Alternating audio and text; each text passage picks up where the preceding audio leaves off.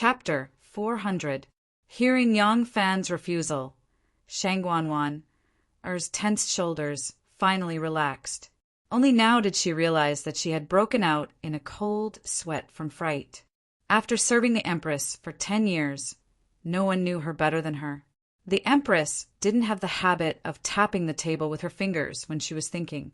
To be precise, she didn't have this habit during normal times, but it was different when she had the intention to kill someone. The sentence just now was just a test from the Empress, a test that could make people go to heaven or go to hell. If Yang Fan's answer was a little careless, it could lead to a fatal disaster. Fortunately, he finally made a wise choice. The position of chief historian was available in all levels of government. It was also available in civil and military government offices. Its function was equivalent to that of the Secretary General in later generations.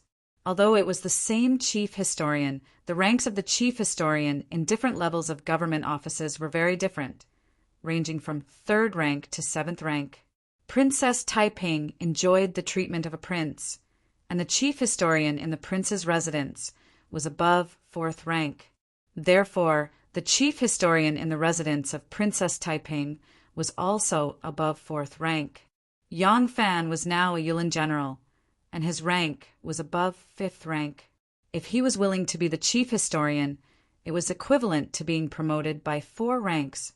Perhaps some people thought that the chief historian in the residence of Princess Taiping was not as powerful as the Yulin general.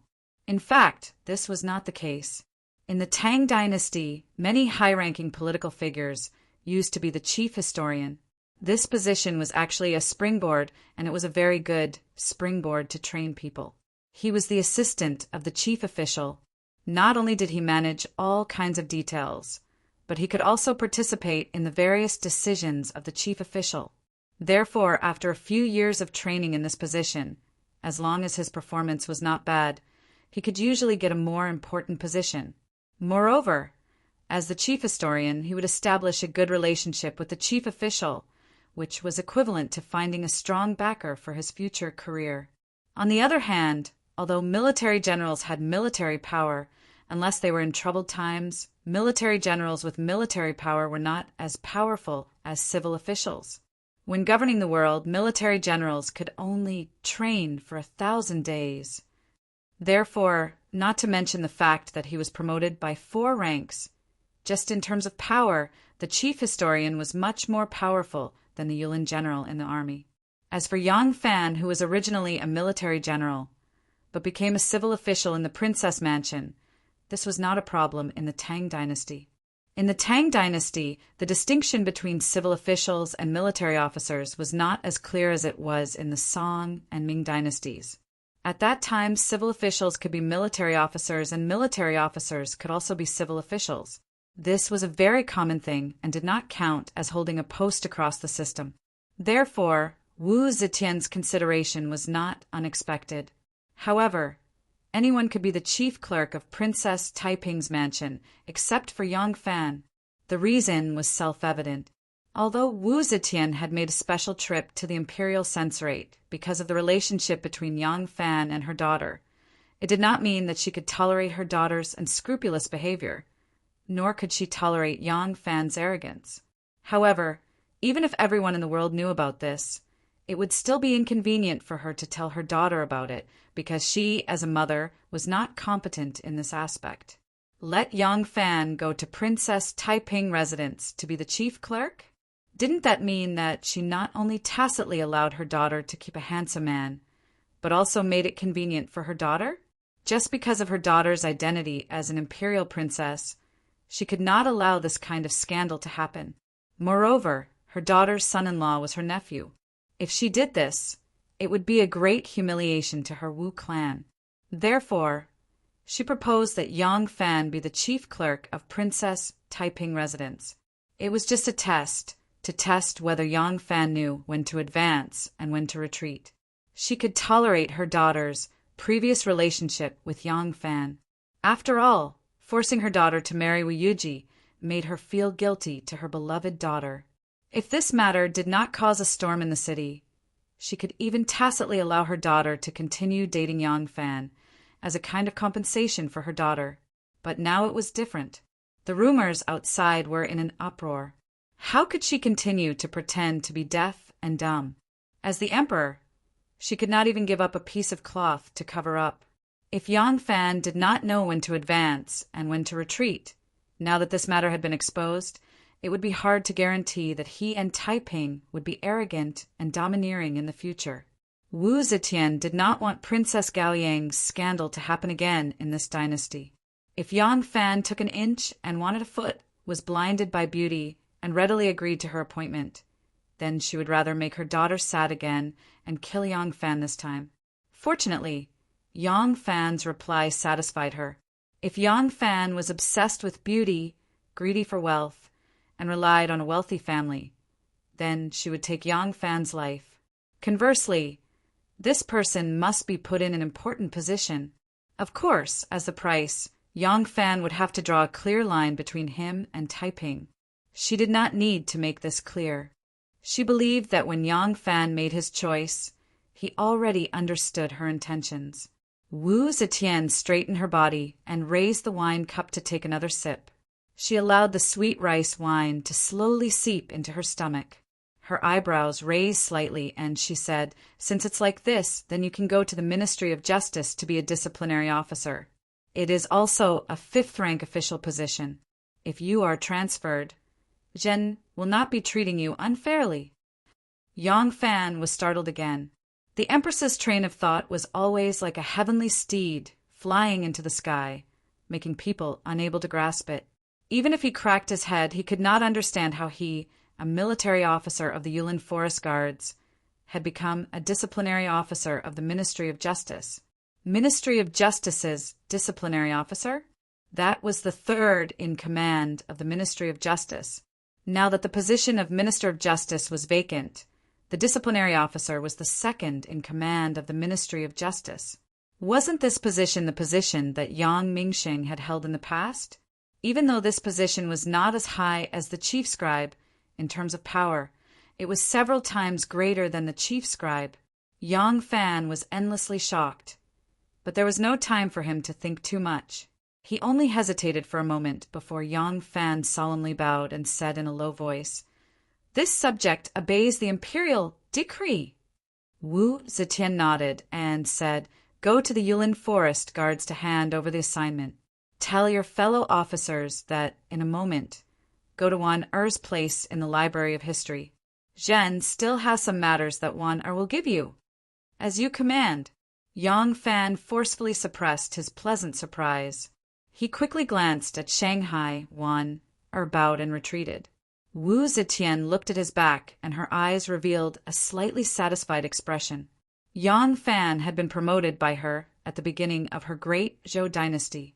Yang Fan was born in white and had nothing to do with aristocratic families or Li Tang's surviving officials. This was the most crucial point that she could rely on as a confidant.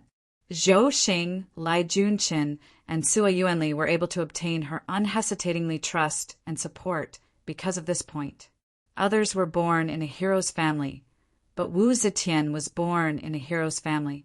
Even if Li Tang's surviving officials or children of aristocratic families were talented and could be put in important positions, she would certainly be on guard. She trusted commoners of the common folk almost unconditionally, but Zhou Xing and Lai Junqin had met with repeated mishaps, forcing her to seriously reflect on her criteria for choosing trusted aides. Cultivating the most important trusted aides from the commoners was a condition that she would not change. Now that there was no longer a trend of informants, there was not much room for her to choose from among the common folk. She could only choose trusted aides from the commoners who were already officials. Yang Fan was born in a commoner's family and had been promoted by her, so he already had the basic conditions.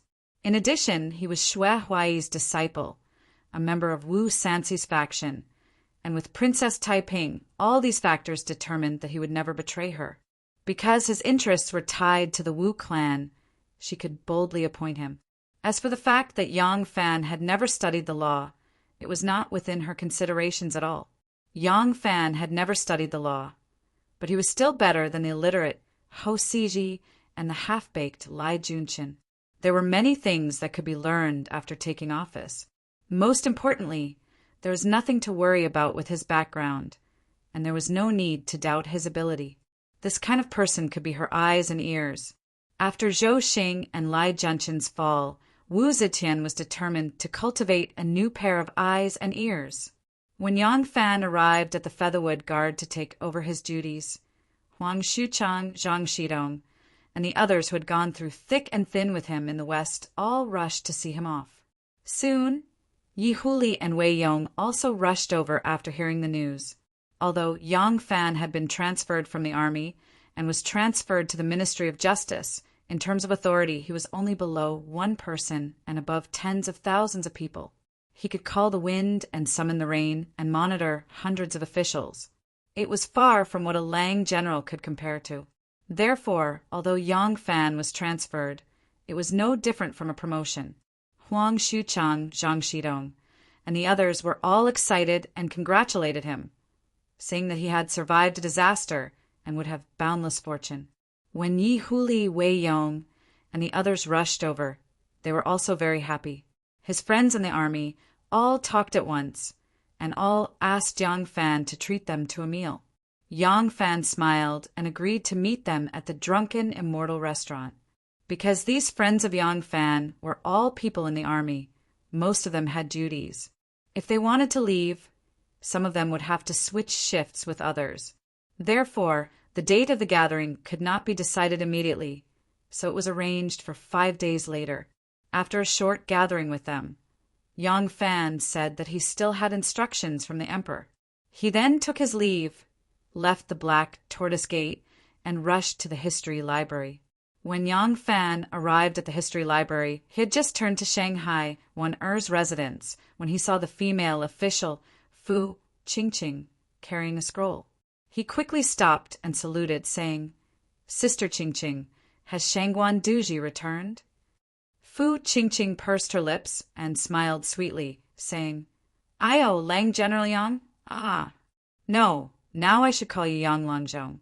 Qingqing is only a small female official in the palace. She is not worthy of you," calling her sister. "Shangguan Duji has already returned. Please wait for a moment, Yang Langzhong. Qingqing will go and report." Yang Fan smiled, cupped his hands, and said, "Thank you for your trouble, sister." Although Fu Qingqing was the closest female official to Shanghai Wan she did not know about the relationship between Yang Fan and Shanghai Wan But ever since the last time when she was ordered by Shanghai Wan to coerce the Jin Wuwei officers and soldiers to testify for Yang Fan, coupled with the rumors from outside the palace, she had already determined that Yang Fan was Princess Taiping's man. And since Shanghai Wan was willing to help in such a matter, it was obvious that she had a deep friendship with the princess. Naturally, she was especially polite to Yang Fan. Fu Qingqing's slender waist swayed as she gracefully entered. Shanghai Wan sat in front of the table, holding a weasel brush in her hand. She was bored to death as she scribbled on a piece of paper. She drew here and there bit by bit. Who knew that after a few strokes, Yang Fan's appearance appeared under her pen. By the time Wan realized it, a lifelike portrait had already taken shape. Wan was very angry and wanted to wipe it off, but the tip of the pen had just touched the face of Yang Fan when it suddenly stopped. Lang Jun was looking at her with a loving smile. How could she continue? At this moment, Fu Qingqing lightly knocked on the door 3 times and walked in. She bowed to her and said, "Duji, the new disciplinary officer of the Ministry of Justice, Yang Fan, requests to see you." Chapter 401. Wan gently pulled over a piece of paper and covered the portrait. She said to Fu Qingqing, "Invite him in." "Oh, I still have something for you to do in a moment. You stay too." Fu Qingqing agreed and gracefully flashed out of Wanner's study. She said to Yang Fan in a low voice, "I await your arrival." Yang Fan nodded and strode into the study. He saw Wanner dressed in white with her hair draped over her shoulders. She was already dressed as a woman. Her beautiful and gentle appearance was indescribably charming. but her face was a bit pale. His heart ached. He was just about to call out, "Waner," when he suddenly heard footsteps behind him. He hurriedly closed his mouth, but he smelled a fragrant wind. Fu Qingqing floated past Yang Fan and walked behind Waner. Seeing this, Yang Fan knew that this was deliberately arranged by Waner. She was afraid that he would bring up their affair, so he could only put on a business-like appearance.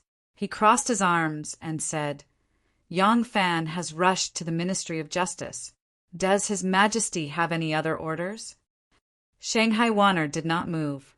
She slowly said, "Why did His Majesty order you to work in the Ministry of Justice? Do you understand His Majesty's intentions?"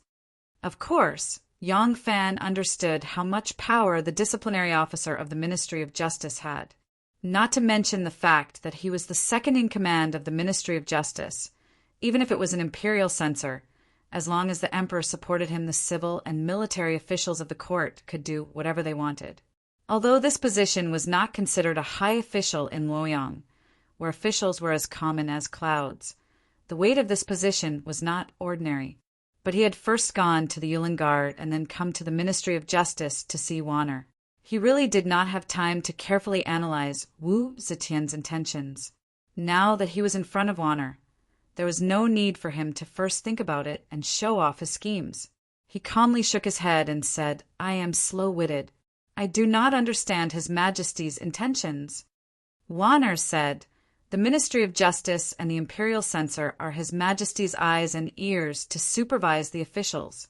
In the past, the Ministry of Justice had Zhou Xing and the Imperial Censor had Lai Junqian.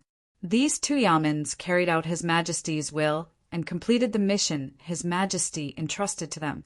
Although Zhou Xing and Lai Junqian were involved in the case one after another for their own benefit, greatly disappointing His Majesty. But under their leadership, these two yamens are very competent in carrying out His Majesty's will and acting as the Son of Heaven's eyes and ears." Waner paused. She took the opportunity to look at Yang Fan's face. She didn't want to move her eyes away for even a moment. She continued to say, "His Majesty has appointed you to be the disciplinary officer of the Ministry of Justice. He has high hopes for you, and I hope you will not disappoint him. You will do your best to judge all the prisons in the world and enforce the law for the court." Yang Fan finally understood Wu Zetian's intention. Zhou Xing was already dead.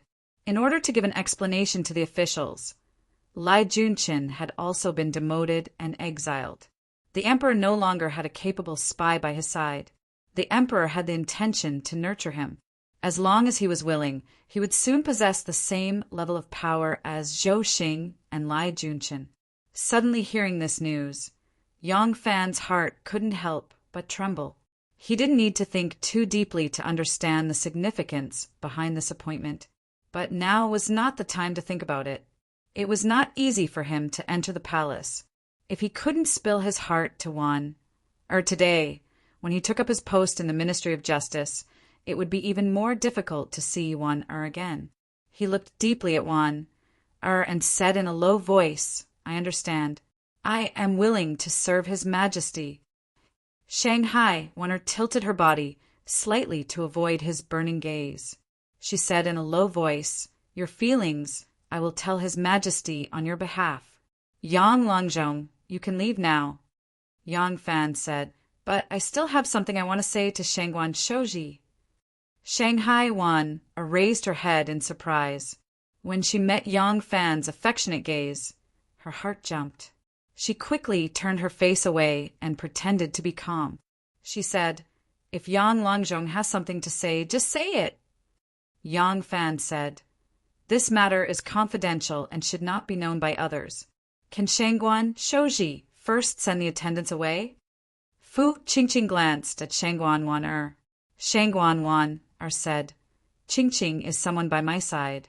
We're like sisters, and we're as close as one. Doctor, if you have anything to say, please speak your mind. There's no need to hide." Yang Fan stared at her, seeing her deliberately avoiding him. He gradually became angry. He suppressed his anger and asked word by word, "Is there really nothing that cannot be said to others?" Shanghai Wan felt that he was a little angry and secretly glanced at him.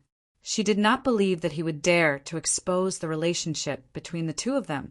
She braced herself and said, "When a man does things, he should be open-minded, like the wind and the moon.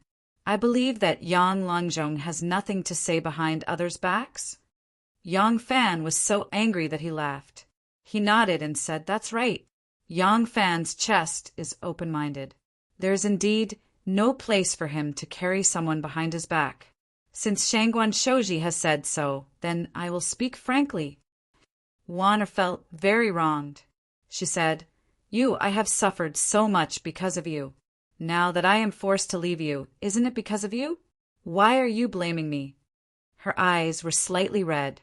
She glared at Yang Fan angrily and said, "Waner is listening." Yang Fan coughed and said solemnly, "Yang Fan wants to know, when I used to be as gentle as water to me, why are you so cold now? Don't tell me you've already forgotten our vow to stay together and love each other forever? What is the oath that Her Highness the Princess forced you to make?" Crack! A light and crisp sound came from behind Shanghai Wan. Fu Qingqing held her chin and gently rubbed it. Then she pushed it up. There was another light crack. She then squeezed out a smile that was uglier than crying. Beauty Fu probably had a problem with the ligaments in her joints or the abnormal development of the muscles in her jaw. That was why she had a habit of dislocating her jaw. If she yawned too much or opened her mouth too wide when eating, she might dislocate her jaw. Yang Fan's words just now revealed too much information. Beauty Fu was so shocked that she dislocated her jaw. Fortunately, ever since she had this habit of dislocating her jaw, she had mastered the technique of restoring it. She stretched out her hand and quickly put her jaw back in place. Wan-er's almond-shaped eyes were wide open. She never thought that Yang Fan would dare to say such words in front of others. Yang Fan saw that she was staring at him and was tongue-tied. He couldn't help but say, "I am deeply in love with Wan-er. Why does Wan-er treat me? Shut up!" Wan-er shouted at him with a red face. She hurriedly said to Fu Qingqing, "Qingqing, get out first." Fu Qingqing held her chin and nodded vaguely. She quickly ran out of the door. Wan-er suddenly stood up and chased after her. She warned, "After you go out, don't talk nonsense with others." "Yes, don't worry. Qingqing will keep her mouth shut." Fu Qingqing hurriedly pointed to the sky and swore to show her loyalty to Wan-er. Then she looked at Yang Fan in surprise and left with a lingering fear. As soon as the door closed, Wan-er rushed in front of Yang Fan. She stomped her feet and said angrily, "You are crazy! How dare you say it in front of her?" Yang Fan looked as if nothing had happened. He walked slowly to where Wan-er was sitting. He lifted the back of the chair and sat down peacefully. Yes, Wan-er had just sat there. The chair was warm and there was still a lingering fragrance. Yang Fan slightly closed his eyes and sniffed. He picked up Wan-er's wine cup with intoxication. Seeing him like this, Wan-er felt even more bitter. She rushed over and snatched his cup away. She said angrily, "You are still angry with me." Yang Fan said slowly, "Why would I be angry with you? If it weren't for the fact that you saw me as a passerby and intentionally left someone in the room, not wanting to talk to me about intimate matters, how could I have been forced to say these words in front of her? Wan-er, you forced me to do this." Wan-er was extremely angry. She said, "You are shameless. You know I have my difficulties." Yang Fan raised his eyelids and glanced at her. He said, "You have your difficulties? What difficulties do you have? Tell me, why don't you want to see me alone?" Wan-er suddenly looked sad. Her eyes turned red. She turned her back and said quietly, "You are still asking me. Didn't Xiaoman tell you? Me and Lang Jun, now that we meet, it would be better not to see each other. Every time we see each other, we will be even sadder. What do you want me to see you for?" As Wan-er spoke, her shoulders moved slightly. She couldn't help but cry. Yang Fan hurriedly stood up and gently held her shoulders. He softly said, I don't want to anger you. Am I supposed to turn a blind eye to your suffering because of me? There's no knot in this world that cannot be untied. If you have something to say, you can tell me. If you have something to say, I will take care of it. It is useless, I have sworn to the heavens. Shengguanguan could not bear it any longer. She turned around and threw herself into his arms. Hot tears rolled down her cheeks and quickly wetted his chest. Yang Fan grabbed her shoulders and nervously asked, "What oath did you make? Tell me quickly." Shangguanguan said sadly, "It's no use. You must already know about Xiao Man's oath." "Yes, she did something to the oath. Xiao Man is very smart, and I was stupid. I followed Taiping's orders and made the oath without missing a word. I am trapped in my own trap. I am so stupid." Yang Fan anxiously said, "What oath did you make? At least tell me, okay?" Shanghai Wan only cried and didn't say anything. Yang Fan used a bit more strength to force her to raise her head. He said word by word, "Tell me." Wan saw that Yang Fan's eyes were about to spit fire. She couldn't help but feel a bit scared. She had no choice but to answer. She forced me to make the oath. If I break the oath and stay with you in the future, then what? Then the heavens will punish you. You will die a violent death. Your bones will be scattered, and you will never be able to reincarnate. Yang Fan was stunned. He didn't expect that Taiping Princess would make Wan swear on herself. Wan loves him very much. If Wan made Wan make the oath, what would she do if she broke the oath? Wan was not afraid of death to be with him. I am afraid that she might not keep the oath.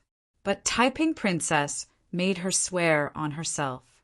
She would not dare to break the oath no matter what. Li Lingwe. Yang Fan gritted his teeth and slowly clenched his fist. Wan cried and said, "Lang Jun, Wan is yours.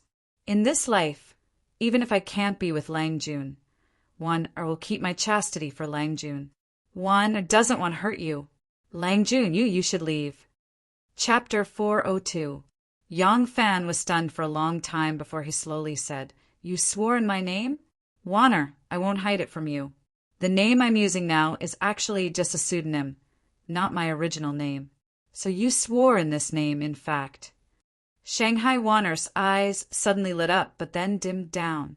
She gently shook her head and said, "Wanner understands what you mean. But no matter what name Wanner said when she swore, the person she was thinking of in her heart was you. If changing a name was enough to break an oath, then there would be no need for so many people to swear an oath to the heavens. Wouldn't it be fine if they just changed their name after making an oath?" Yang Fan became a little impatient and said, "In fact, ghosts and gods are illusory. Who has ever seen ghosts and gods with their own eyes? You don't need to worry about this oath. I don't believe in these things." Wanner said in a low voice, "You don't believe it, but Wanner does. Heaven and earth can't be bullied, and ghosts and gods can't be bullied. How could Wanner dare to joke around with Long Juan's life?" Speaking of this, she couldn't help but cry again. She sadly said, "If Wanner is with Lang Jun again, how can I not think of this oath? How can I not be afraid? At that time, every time I see Lang Jun, it will be a torture. How can I be happy? Lang Jun, do you understand?" Yang Fan was silent. To be honest, he didn't really believe in the existence of ghosts and gods. But it was not entirely true that he didn't believe in them at all. He believed that there was an existence beyond human beings that controlled the operation of heaven and earth. But he didn't really believe in the idea that God would interfere with everything in the world, including taking care of everyone's oath. If God really cared about everything that happened in the world, then where was God when hundreds of people in the Peach Blossom Village were killed for no reason? How bored would God have to be to act like a person who made a contract, caring about everyone's oath and supervising the execution of it? But even if he didn't believe it, he couldn't make Wanner not believe it either. He also understood that the most important thing was not whether or not Wanner believed him. It was the mark that this oath had left in Wanner's heart. It would seriously affect as long as they were together in the future. She would constantly think of this oath. How could she be happy? In that case, being with her would become a kind of torture. This kind of torture would eventually wear away her feelings and make her afraid to get close to him. So when Yang Fan heard that Princess Taiping had forced her to make a poison oath, Yang Fan laughed and did not take it too seriously. At this moment, looking at Wan Er's tearful eyes and painful expression, he truly felt how much the poison oath that Princess Taiping had forced Wan Er to make had hurt her. Taiping's actions were undoubtedly because of her love for him. However, this kind of love was not only forcefully possessive, but also plundering and harming others. Yang Fan could tolerate some of the things she did to him, but he could not forgive her for hurting Wanner. In the name of love, could she hurt others so unscrupulously? If Xiao Man had not been alert and avoided this trap, then right now, Xiao Man would be like Wanner, washing her face with tears all day long. Anger burned in his heart, but Yang Fan could not think of any words to comfort Wanner. He also could not think of what to do to untie this knot in her heart. He knew that as long as this knot could not be untied, Wanner would never be with him again. Putting himself in her shoes, if Princess Taiping had forced him to use Wanner's life to make an oath, could he be with Wanner without any psychological barriers and sleep on the same bed with her? Seeing Wanner's eyes blurred with tears, Yang Fan temporarily sorted out his messy feelings. He softly comforted her. "Don't be sad, be good." He gently stroked the wrinkles on Wanner's forehead and softly said, "Why are you so distressed? Since God has let us be together by fate, He will not separate us like this." He gently held Wanner in his arms and stroked her long hair and thin shoulders. In a low voice, he said, "Life is hard to predict. When I first walked into the royal palace, carrying the halberd, I stood at the door of the hall of martial attainment, watching the beautiful and proud Miss Shangguan float in and out. Did Miss Wanner ever think that the stinky man next to you, drooling and staring at you, would be your future husband?" Wanner was amused by him and laughed out loud. Her face was still wet with tears. She felt a little embarrassed when she laughed. Wanner shyly buried her head in Yang Fan's arms and used his clothes to wipe the tears on her face. With a nasal voice, she said, "How was I drooling? You said it so unbearably." Suddenly, Wanner remembered how Yang Fan stood there in a daze, and how he followed behind her and stared at her body when he accompanied her to the Hall of History. The past flashed in her mind as if it happened yesterday. She could not help but feel a kind of sweetness in her heart. Seeing that her attitude had softened, Yang Fan took the opportunity to say, "At that time, you did not think that we would be together, did you? Between you and me, at that time, the difference in status was like heaven and earth. No one could have imagined that in the end you would become my woman. In this world, what could be more important than an emperor?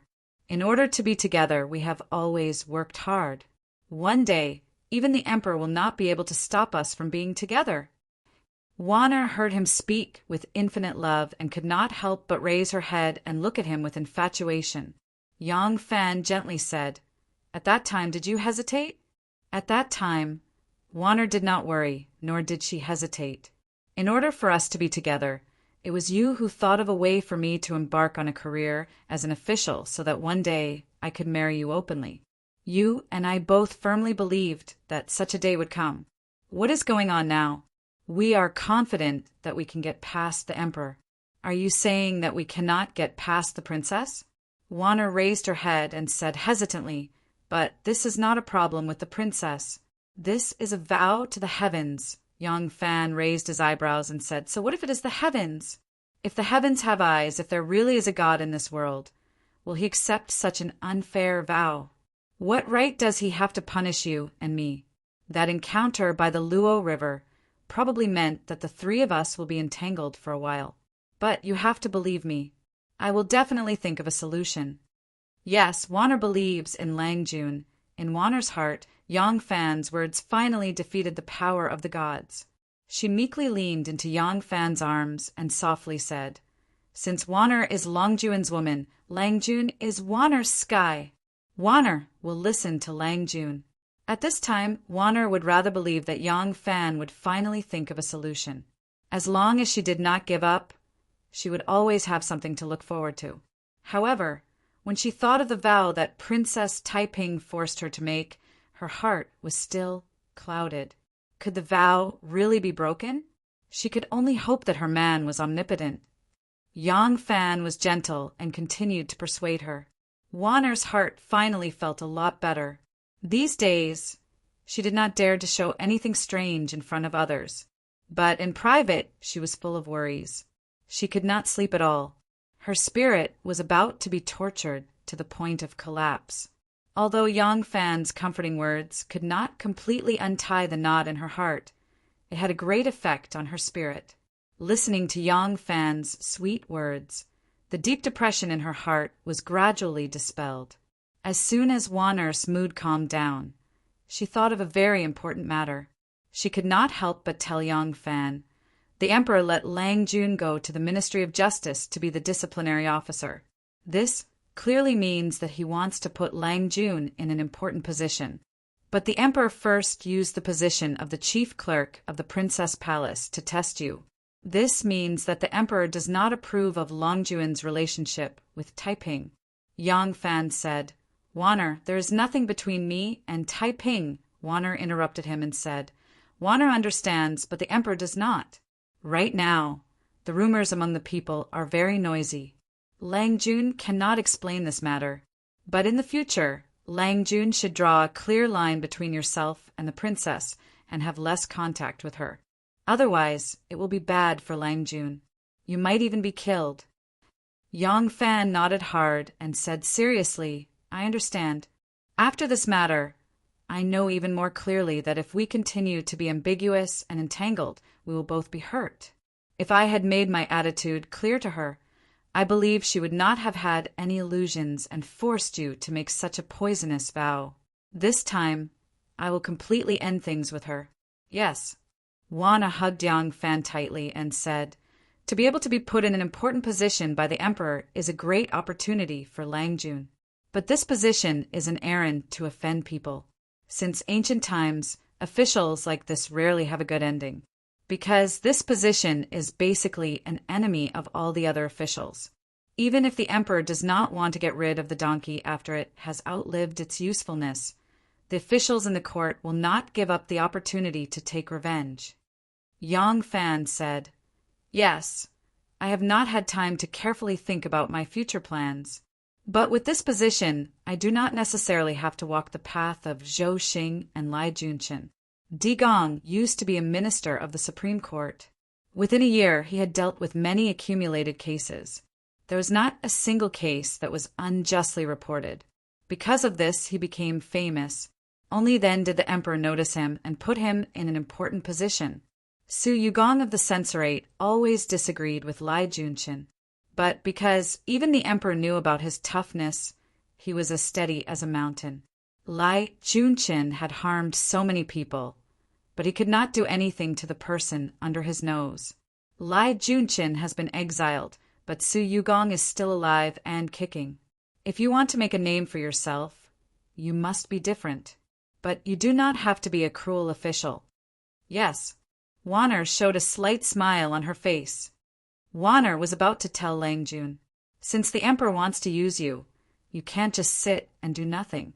But to be a lone official and be the enemy of hundreds of officials, not to mention the fact that Langjun could not do such a heartless thing, even if he was willing to do it, there would come a day when his reputation would be ruined because of his temporary arrogance. Imitating Di Renjie and Su Yugong is a good idea, but I have something that I hope Langjun will remember. If you can do it, you will have no worries. Chapter 403. Yang Fan saw that she was focused on government affairs and was no longer sad. He sighed in relief and said, Speak.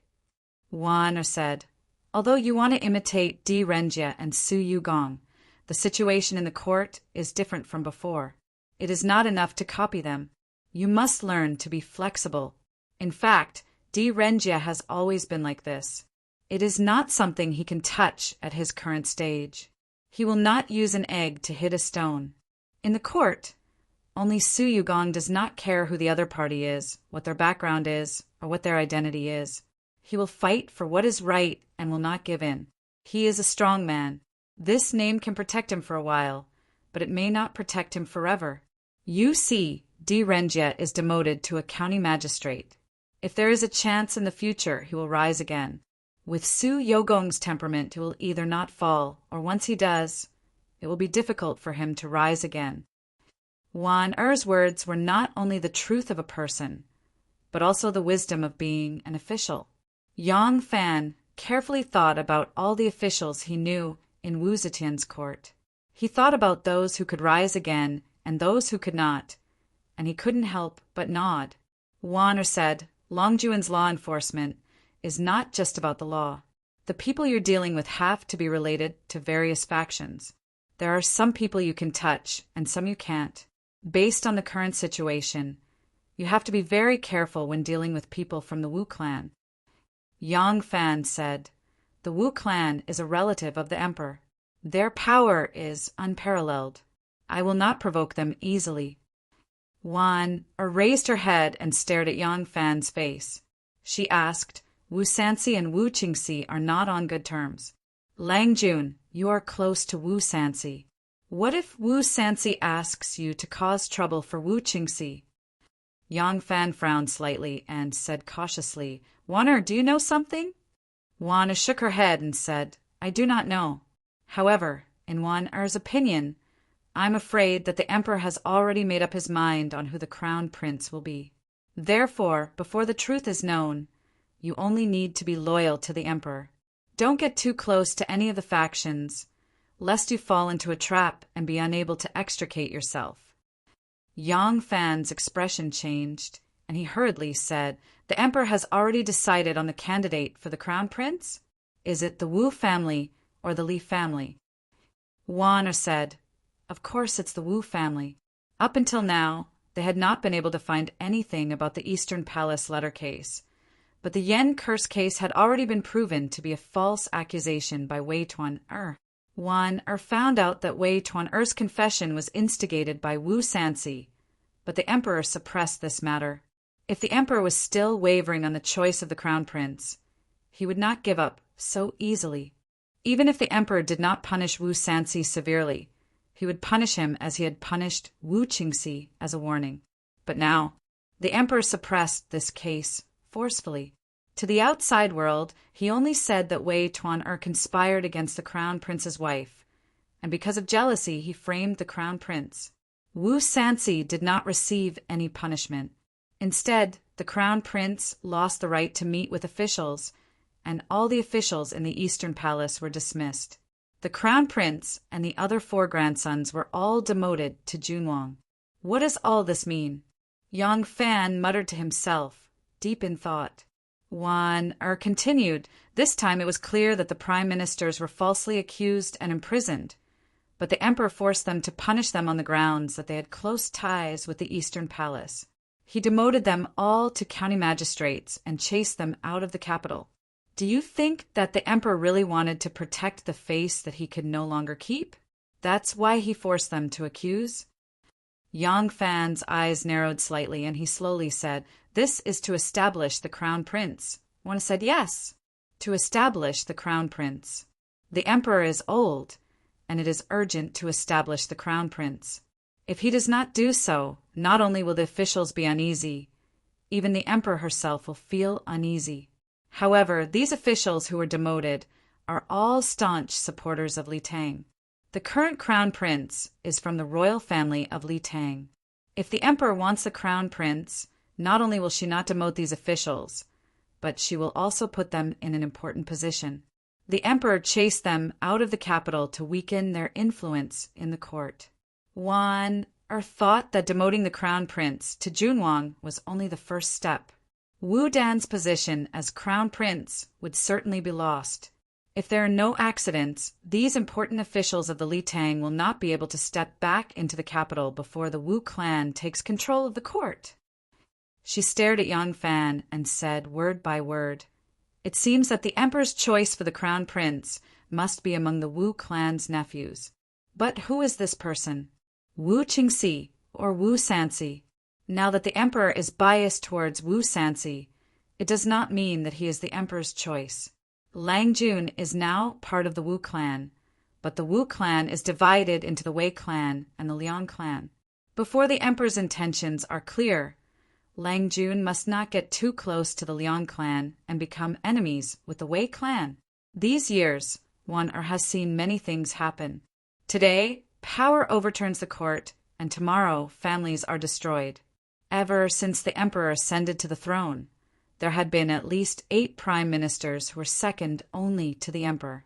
Some of them were dismissed, some of them had their families ruined, and some of them had died. The frequency of personnel changes was unprecedented. Even a dignified prime minister could be killed just like that. Lang Jun's every decision is related to your career and even your family's life. So, until the last moment, you must not make the final decision. If you bet on the wrong side or stand on the wrong side, you will lose everything. Those old officials are old. If they don't make a decision now, they may not have a chance in the future. Lang Jun is still young. You don't need to bet everything on one throw like them. As long as you are alive, you will have a chance.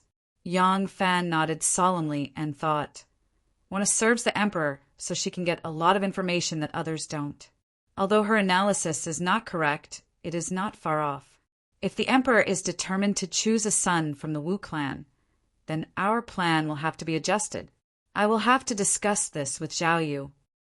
Yang Fan thought and said to Wan don't worry. I will not act like a mantis trying to stop a chariot.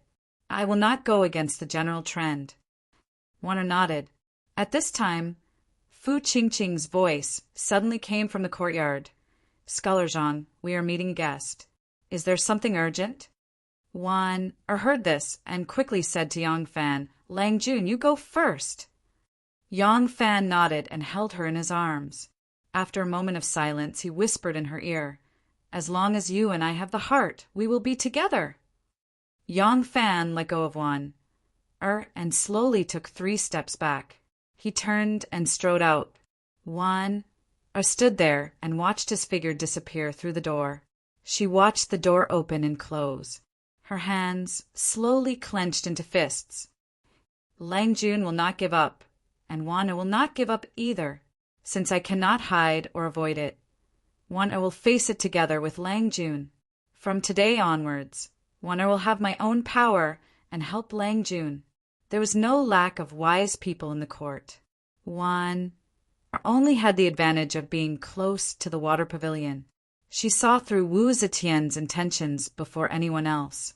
After just one day, many officials in the court also sensed something. They began to feel that the fight for the throne, which had started since the Empress ascended to the throne, had almost been settled. No, it was not that the dust had settled, but that a new stage had begun. In the past, it was the fight between the Li clan and the Wu clan. Now, it was the fight between King Wei and King Liang. The Li family would completely withdraw from the stage of competition. The future emperor of the Zhou dynasty would be born from the Wu family. Would the throne belong to Wu Qingxi or Wu Sanxi? The officials who wanted to choose a side faced a difficult choice that was no less difficult than the fight between Li and Wu. Apart from the red-eyed gamblers, most of the officials chose to remain silent. They wanted to see some clues from the emperor's words. However, had the empress's intentions really been seen through by the officials? At least, the empress herself did not think so. In the Hall of Fragrance, Wu Zetian, who was training the civet cat and the parrot, still had a mysterious and peaceful smile on her face. She looked just like the towering Lushna Buddha in the Dragon Gate grotto that had been carved out of her appearance. The Buddha held a flower and smiled, smiling as he watched all living beings bustling about in the world of mortals. Wu Zetian also used a lofty, godlike smile to look down at the people running about in the circle of fame and fortune that she had drawn. In the Liang household, Censor Zhou Yong, Ran Ziyong, Minister of Glory Song Jishuan, Eunuch Minister Li Jun, supervising censor Yao Shaoji and Sansi, and the 5 dogs gathered in the hall for a banquet. Wu Sansi sat at the head of the table. He was already drunk, and his face was slightly flushed. Zhou Yong laughed. Ever since His Majesty ascended the throne, we have waited for 4 years. Now that the situation has finally been settled, the Crown Prince is destined to be His Highness King Liang. Haha, Song Jishuan's eyes flickered. He coughed and said, "The more critical the moment, the more we cannot relax. His Majesty's intentions are clear. It is true that the Crown Prince must come from the Wu family, but it may not necessarily be His Highness King Liang. Everyone, please do not be careless." Eunuch Minister Li Jun said, "Who else could it be if not His Highness? Could it be King Wei?" King Wei's removal from the position of Prime Minister means that he has lost His Majesty's favor, now that His Majesty intends to remove the current Crown Prince, who would dare to assume the position of Crown Prince other than King Liang. Wu Sansi thought for a moment, then said, "What Jishuan is trying to remind you is that as long as I have yet to enter the Eastern Palace, the position of Crown Prince will not fall into my hands. There is only one thing I must do now." He looked at his 5 most loyal lackeys and said in a low voice, "Solidify the favor." Back in King Wei Manor, Wu Qingxi was pacing anxiously in his study. Zhang Jiafu of the Phoenix Pavilion followed, closely behind him. Wu Qingxi suddenly stopped and shook his head.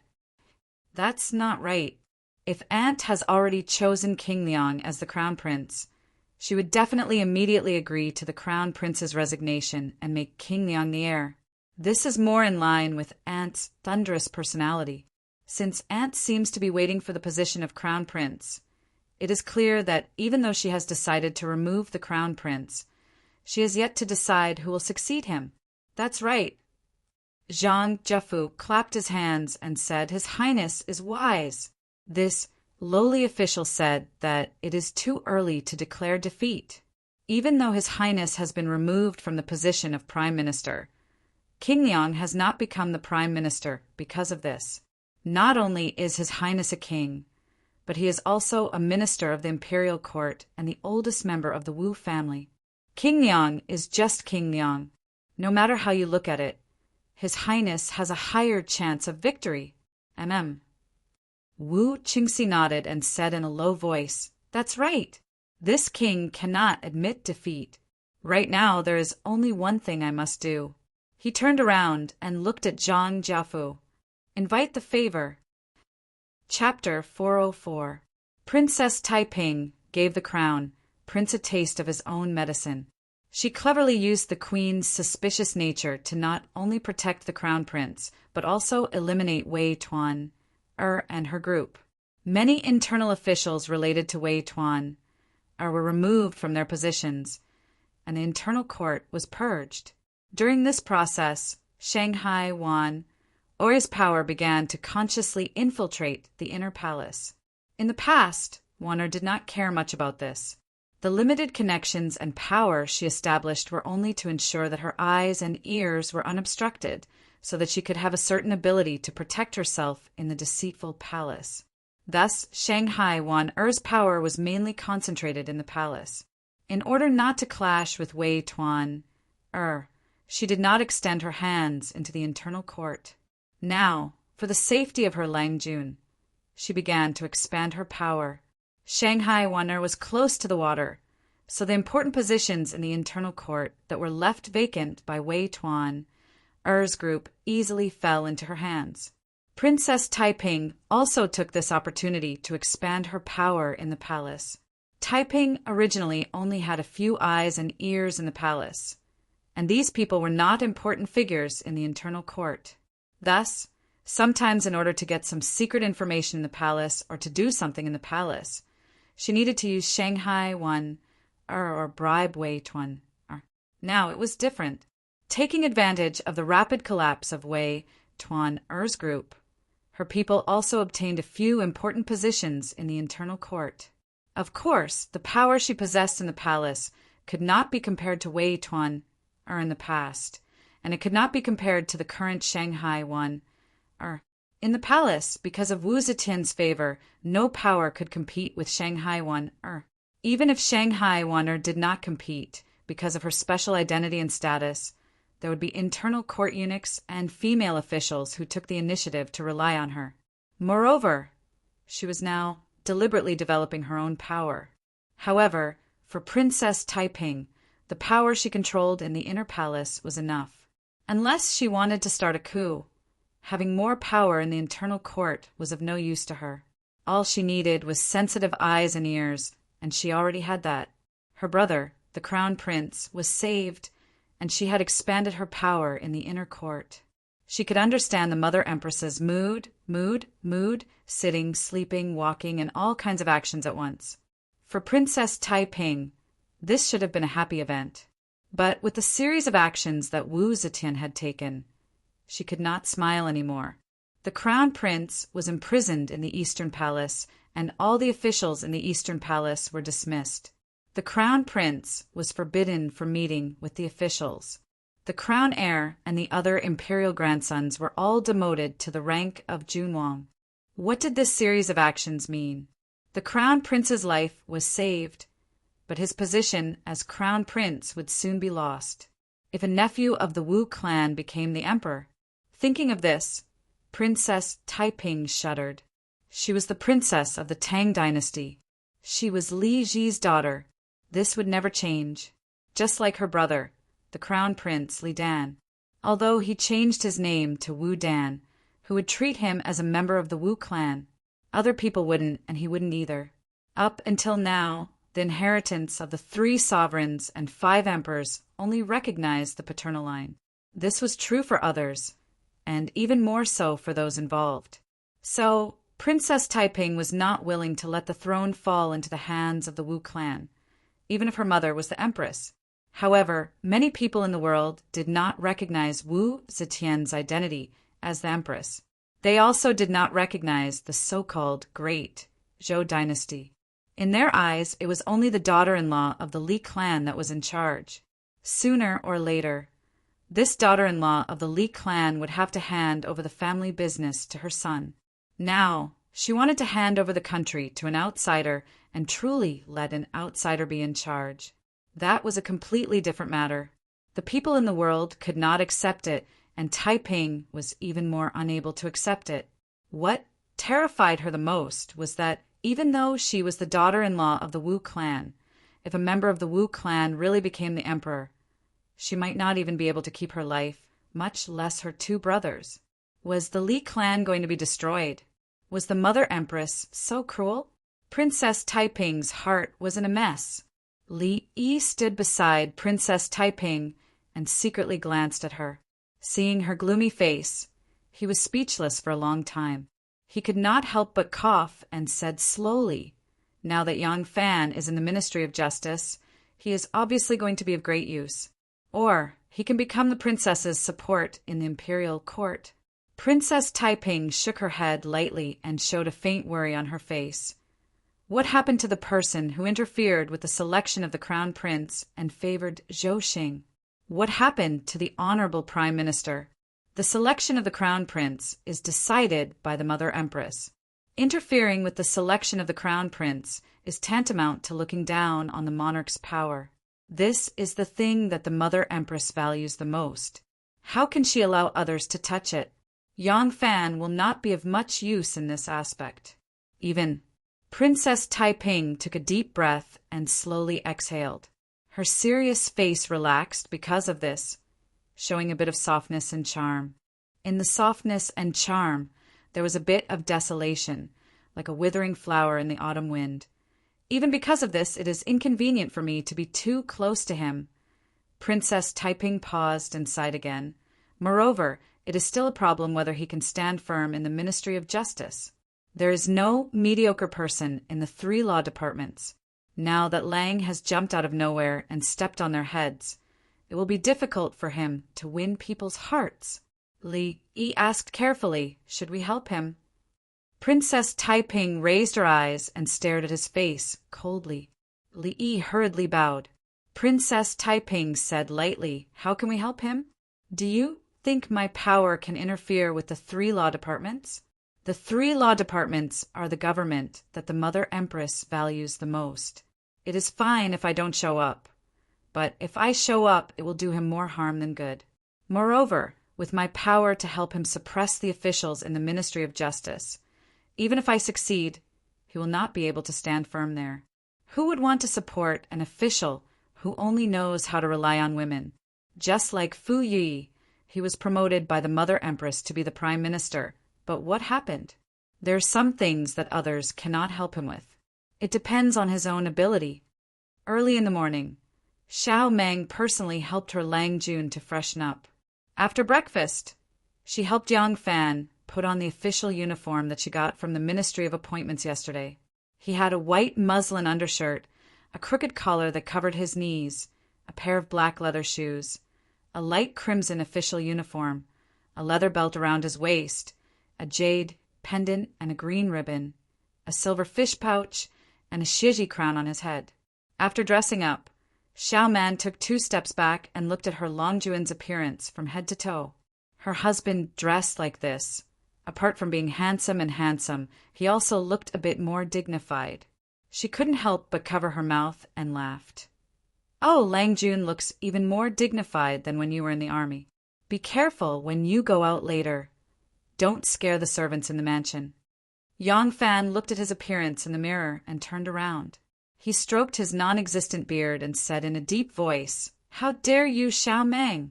How dare you make fun of your husband? Someone drag her away and flog her 20 times. Let's see if she will beg for mercy." Xiao Meng sneered and made a face at him. She said mischievously, Come on. I want to see who in this house dares to hit me. Humph, showing off your authority at home. You're really something, Yang Longzhong." Yang Fan laughed and said, "If no one is going to do it, then I'll do it myself." After that, he opened his arms and threw himself at her. The 2 of them laughed for a while, and then Xiao Meng was caught by Yang Fan and placed on his lap. Of course, Yang Fan didn't flog her. His hand naturally went into Xiao Meng's clothes. Xiao Meng was wearing the regular clothes of the inner residence. Inside the soft and loose clothes, her smooth, soft, tight, and powerful buttocks were half covered by Yang Fan's big hand. The delicate and smooth skin was like silk, making people unable to let go. Xiao Meng had sex with him last night and climbed to the Western Paradise twice. Even now, her body was still very sensitive. When he touched her, her body had a strange feeling. She couldn't help but push his chest and said, Okay, don't mess around. Don't be late on the first day. You have to give your colleagues a good impression of being diligent." As she said that, she straightened her soft and round waist and was about to get out of Yang Fan's arms. Xiao Meng's body exerted force, and Yang Fan felt the faintly bouncing buttocks in his palm. He couldn't help but put some strength in his hand to resist. Xiao Meng moaned, and her straightened waist softened. Her tense body softened, and the extremely elastic August 15th returned to its soft and creamy feeling. The delicate buttocks felt as soft as water when he gently caressed them. Yang Fan's heart was filled with love. He gently bit Xiao Meng's ear, which was like an ingot, and asked softly, "Now that we are married and have a career, we only lack a baby. When will you give birth to one for Lang Jun?" Xiao Meng blushed and stammered, It's not up to me." Yang Fan nodded and said, "My wife's words are reasonable.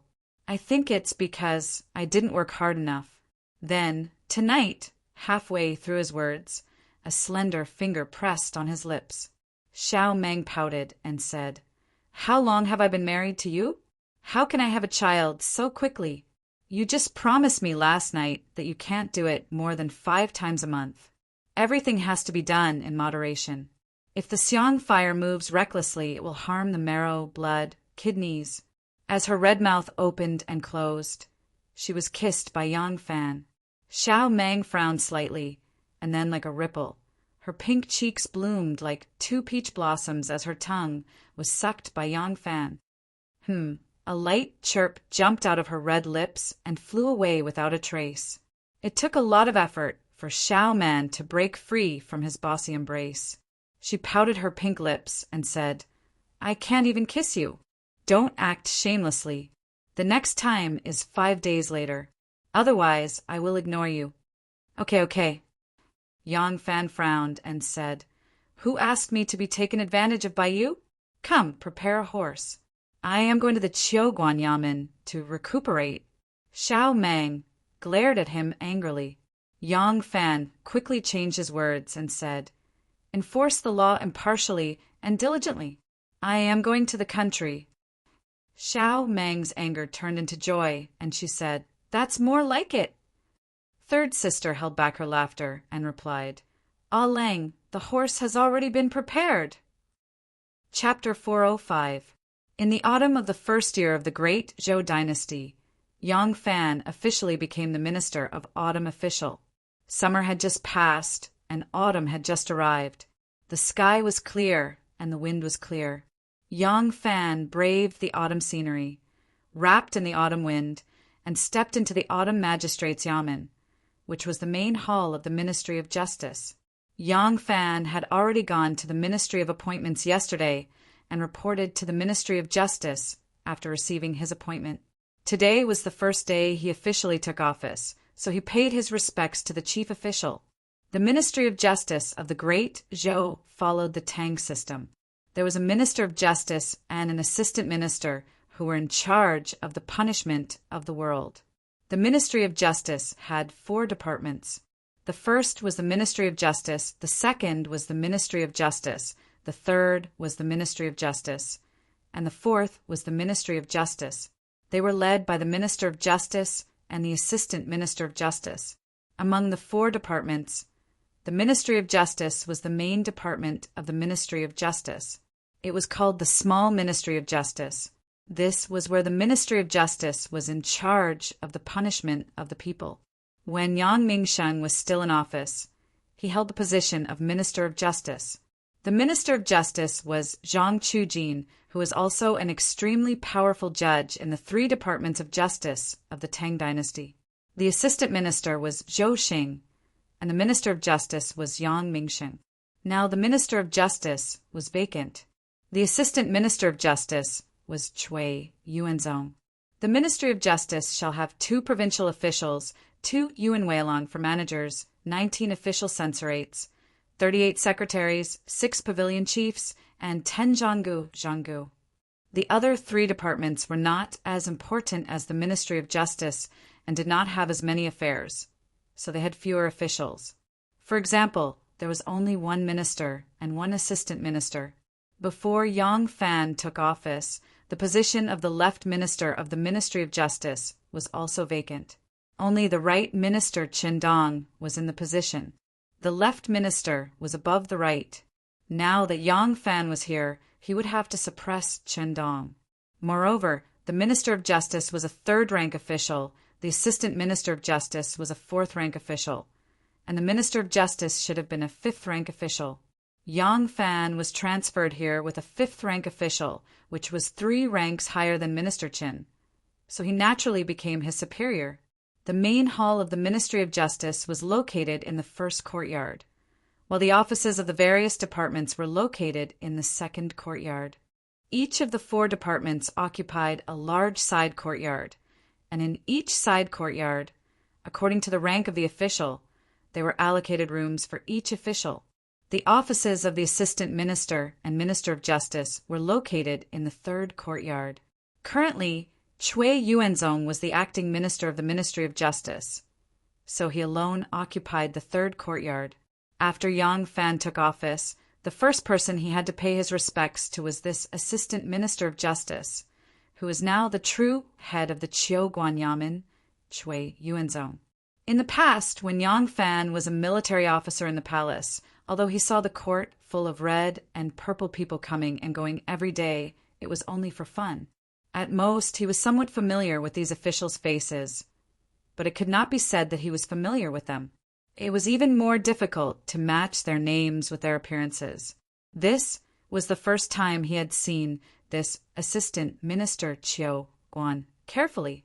Chui Yuanzong's office was very large, with a high and wide pavilion. However, there were no paintings, calligraphy, or paintings inside. The entire room was very simple and elegant. The walls were not decorated with antique shelves, but rows of bookshelves, densely packed with thread-bound books. From the layout of a room, one could roughly see a person's personality. From the clean, spacious, and uncluttered layout of the room, one could see Chui Yuanzong's strict personality. This person must like to be meticulous in his work. Such a meticulous judge, who was in charge of the world's criminal law, should have a stern expression and a dignified air. Even if he was not like Yang Mingsheng, who had 2 deep wrinkles on his face that made people feel uneasy, he should still be filled with a dignified air. However, when sitting face to face with this person, even if he was dressed in official robes, one could not feel the slightest trace of authority. Chui Yuanzong's appearance was simple and honest. His skin was like Yang Fan's, slightly dark and somewhat rough. His face was slightly round, and his facial features were not angular. He had a pair of thick lips and a short, fleshy nose. Although the beard under his chin was neatly trimmed, it was not thick and thick. The sparse beard could hardly show off his noble temperament. With his appearance, if he were to change into an ordinary old farmer's clothes and walk in the fields, one would not be able to see any difference between him and the ordinary people who worked in the fields. Such a person was born in the Chui family of Zhengzhou. He was the son of the branch of the Chui family of Qinghe, which was one of the 5 families and 7 princes in the world. As the saying goes, one can be firm without desires. In the past, Yang Fan only regarded being an official as a way to get close to his enemies. He did not care whether he was a good official or not. However, it was different now. This was his career. How could he not feel a little nervous when he was suddenly transferred to a completely unfamiliar judicial yamen?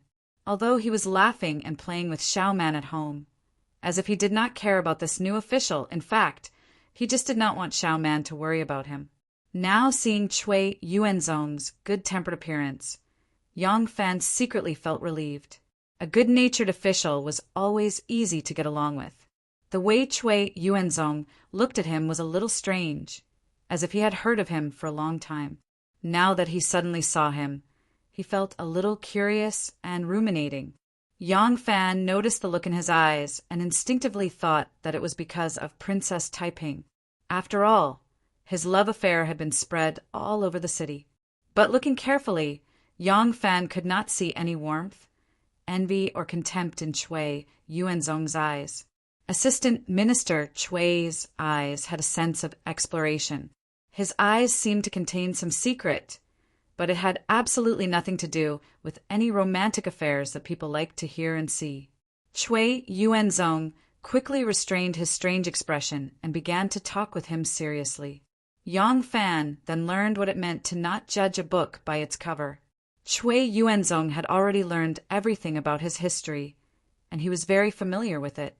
He was even more familiar with it than Yang Fan himself. Once they talked about official affairs, his tone also became sharp. There was not a word of idle talk. Every question seemed to be carefully thought out and interlinked.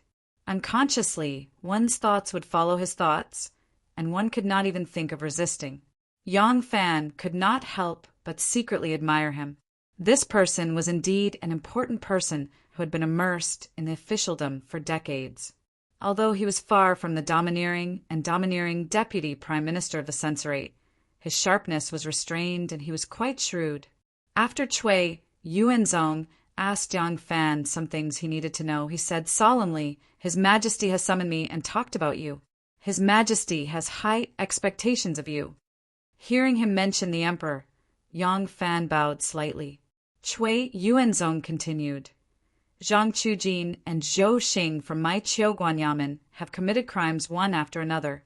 Our Yamen strength has been greatly damaged and many positions are still vacant. We are seriously short of manpower and the accumulated cases cannot be dealt with in time. Now that you have come to assist me, I am also very happy. I hope that Yang Langzhong will fulfill his duties be diligent in government affairs, and be honest in performing his duties. Yang Fan said, "This lowly official will solemnly follow assistant minister's instructions." Chui Yuanzong nodded and continued, "Our Yamen has 4 departments: the Ministry of Justice, the Ministry of Justice, the Ministry of Justice, and the Ministry of Justice. In the future, the Yongzhong, minister counselors, and managers of each department will often have dealings with you. I have already summoned them. You should meet them and get to know each other." Yang Fan hurriedly stood up and said, "Many thanks for Assistant Minister's guidance." Chui Yuanzong said to a servant waiting in front of the hall, "Summon Qindong and the others."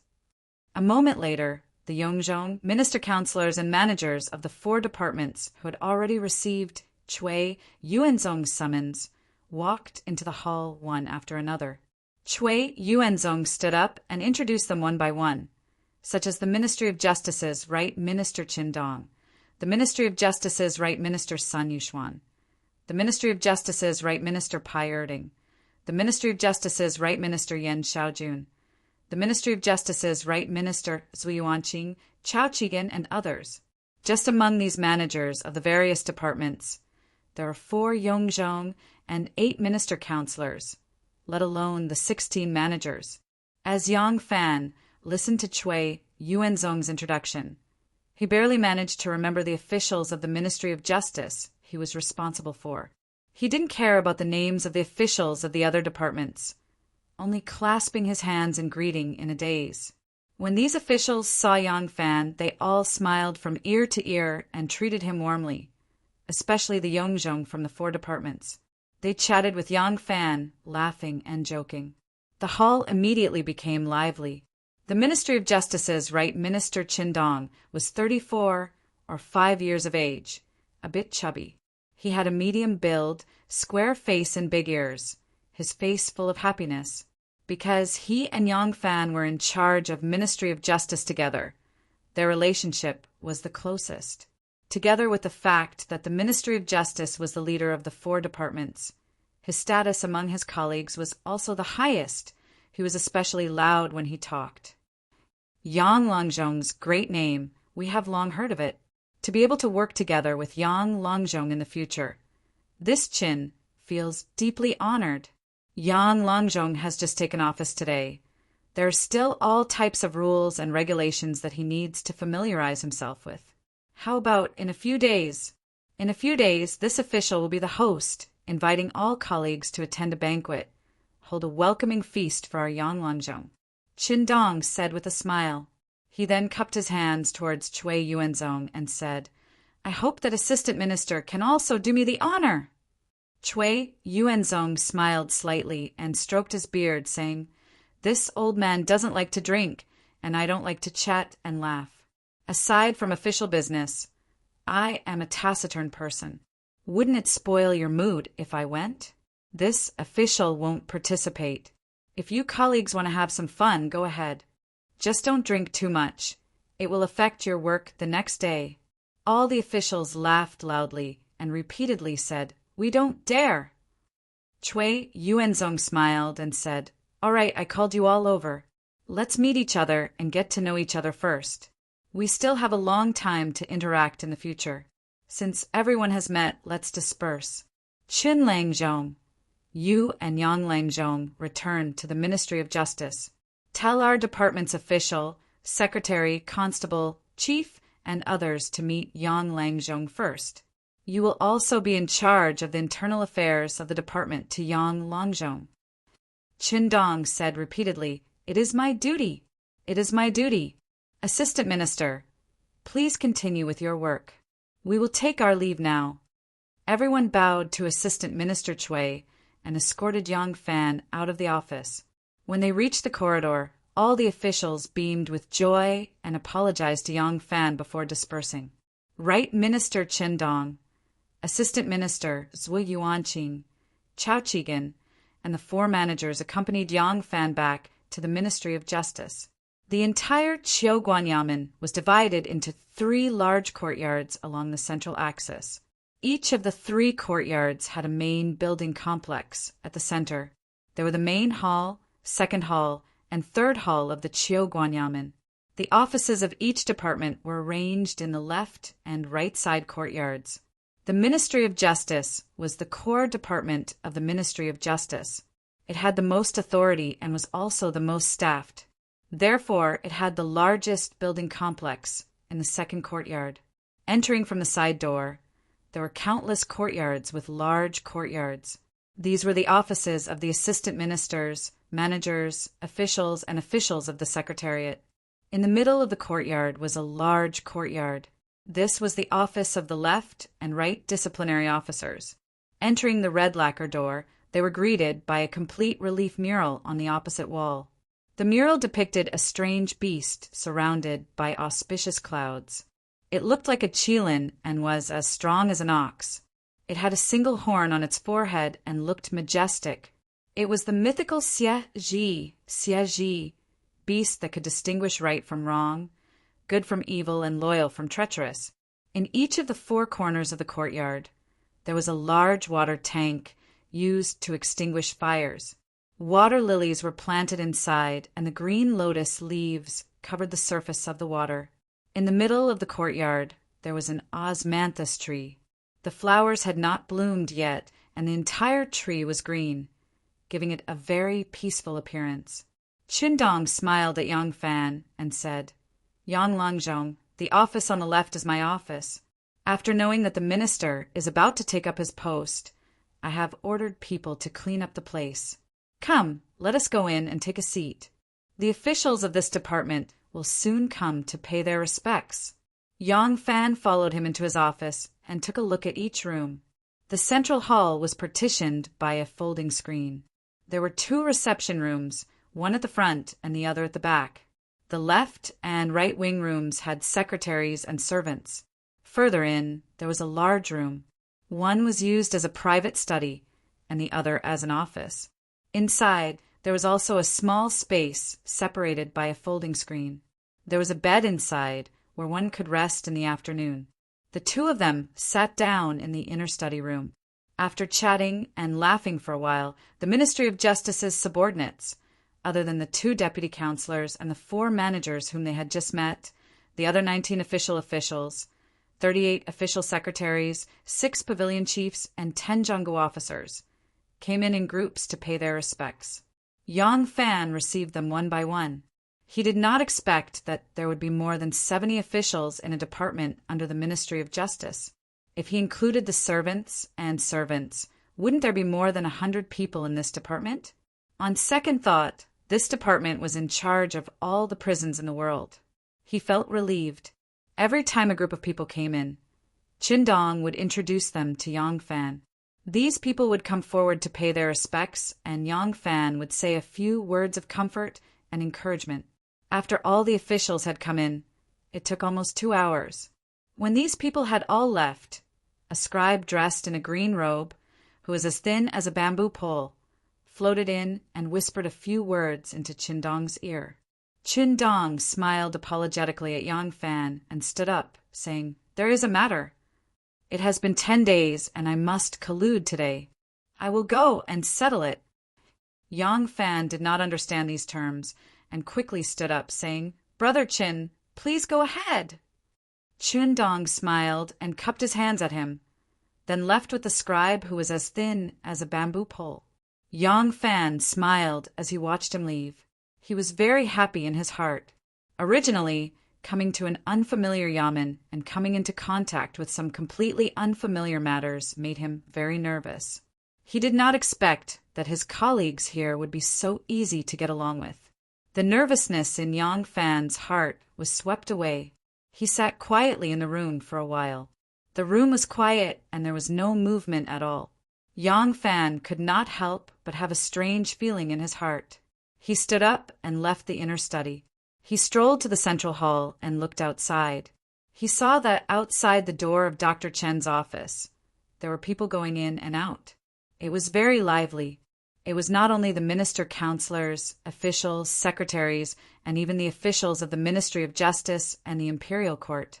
There was also the Luoyang government, the Supreme Court, the Imperial Censorate, and even some travel-worn officials who had rushed over from other places to hand over their files. They were all going in and out of Dr. Chen's office, but Yang Longzhong's office was deserted. The smile on his face could not help but stiffen. Perhaps it's because I have just taken office, and they do not know that the main official of this department has already taken office.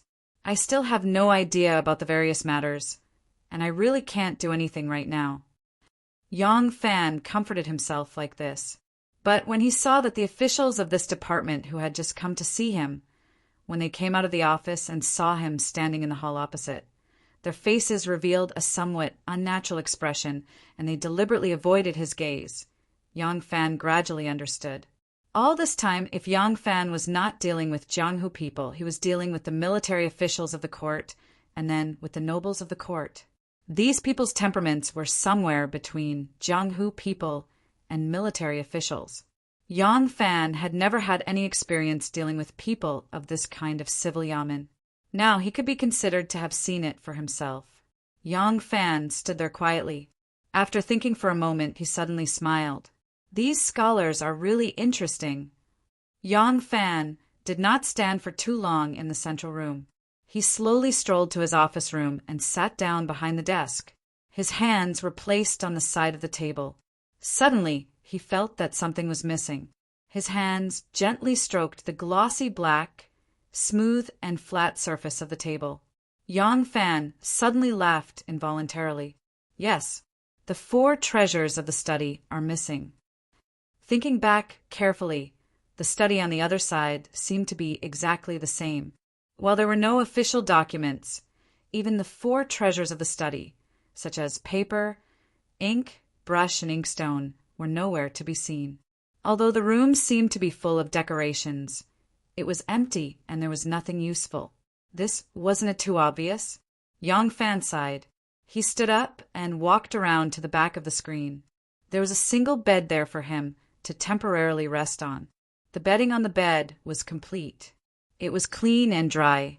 It looked like it had just been changed for him. Looking at it, they only wanted to make him a figurehead in official affairs. As for the various kinds of treatment, they did not want to make things difficult for him. Yang Fan took off his official boots. He was not afraid of the wrinkles on his official robes. He lay down on the bed, put his arms behind his head, and closed his eyes. Thinking carefully about what had just happened, Yang Fan couldn't help but laugh self-deprecatingly. This matter could not be blamed on others. It was he who had thought things too simply. Not to mention others, at least how could the minister of the right, Qin Dong, welcome his arrival so warmly? If it was him, he had worked hard for many years, and there was an empty position in front of him. He was just one step away and only needed a little more effort to sit on it. In the end, someone dropped down from nowhere and destroyed his hope. This person was not only a junior, but also had no achievements in this line of work. Would he accept it? However, if it was only Qin Dong throwing a tantrum, it would be fine. Looking at the situation, it seemed that the entire Ministry of Justice had joined together to give him, an outsider, face. If the entire Ministry of Justice had joined together to ostracize him, could it be that this came from Assistant Minister Chui's orders and Qin Dong was just an executor? Yang Fan pondered for a long time, but still could not find an answer. He had just arrived and had no understanding of the Ministry of Justice. Now, although he understood that they did not welcome his arrival, he could not immediately figure out who was the one who led this. He did not believe that the Ministry of Justice was a monolithic block. As long as there was fame and profit, which Yamen did not fight for power and profit and form cliques, the Ministry of Justice was no exception.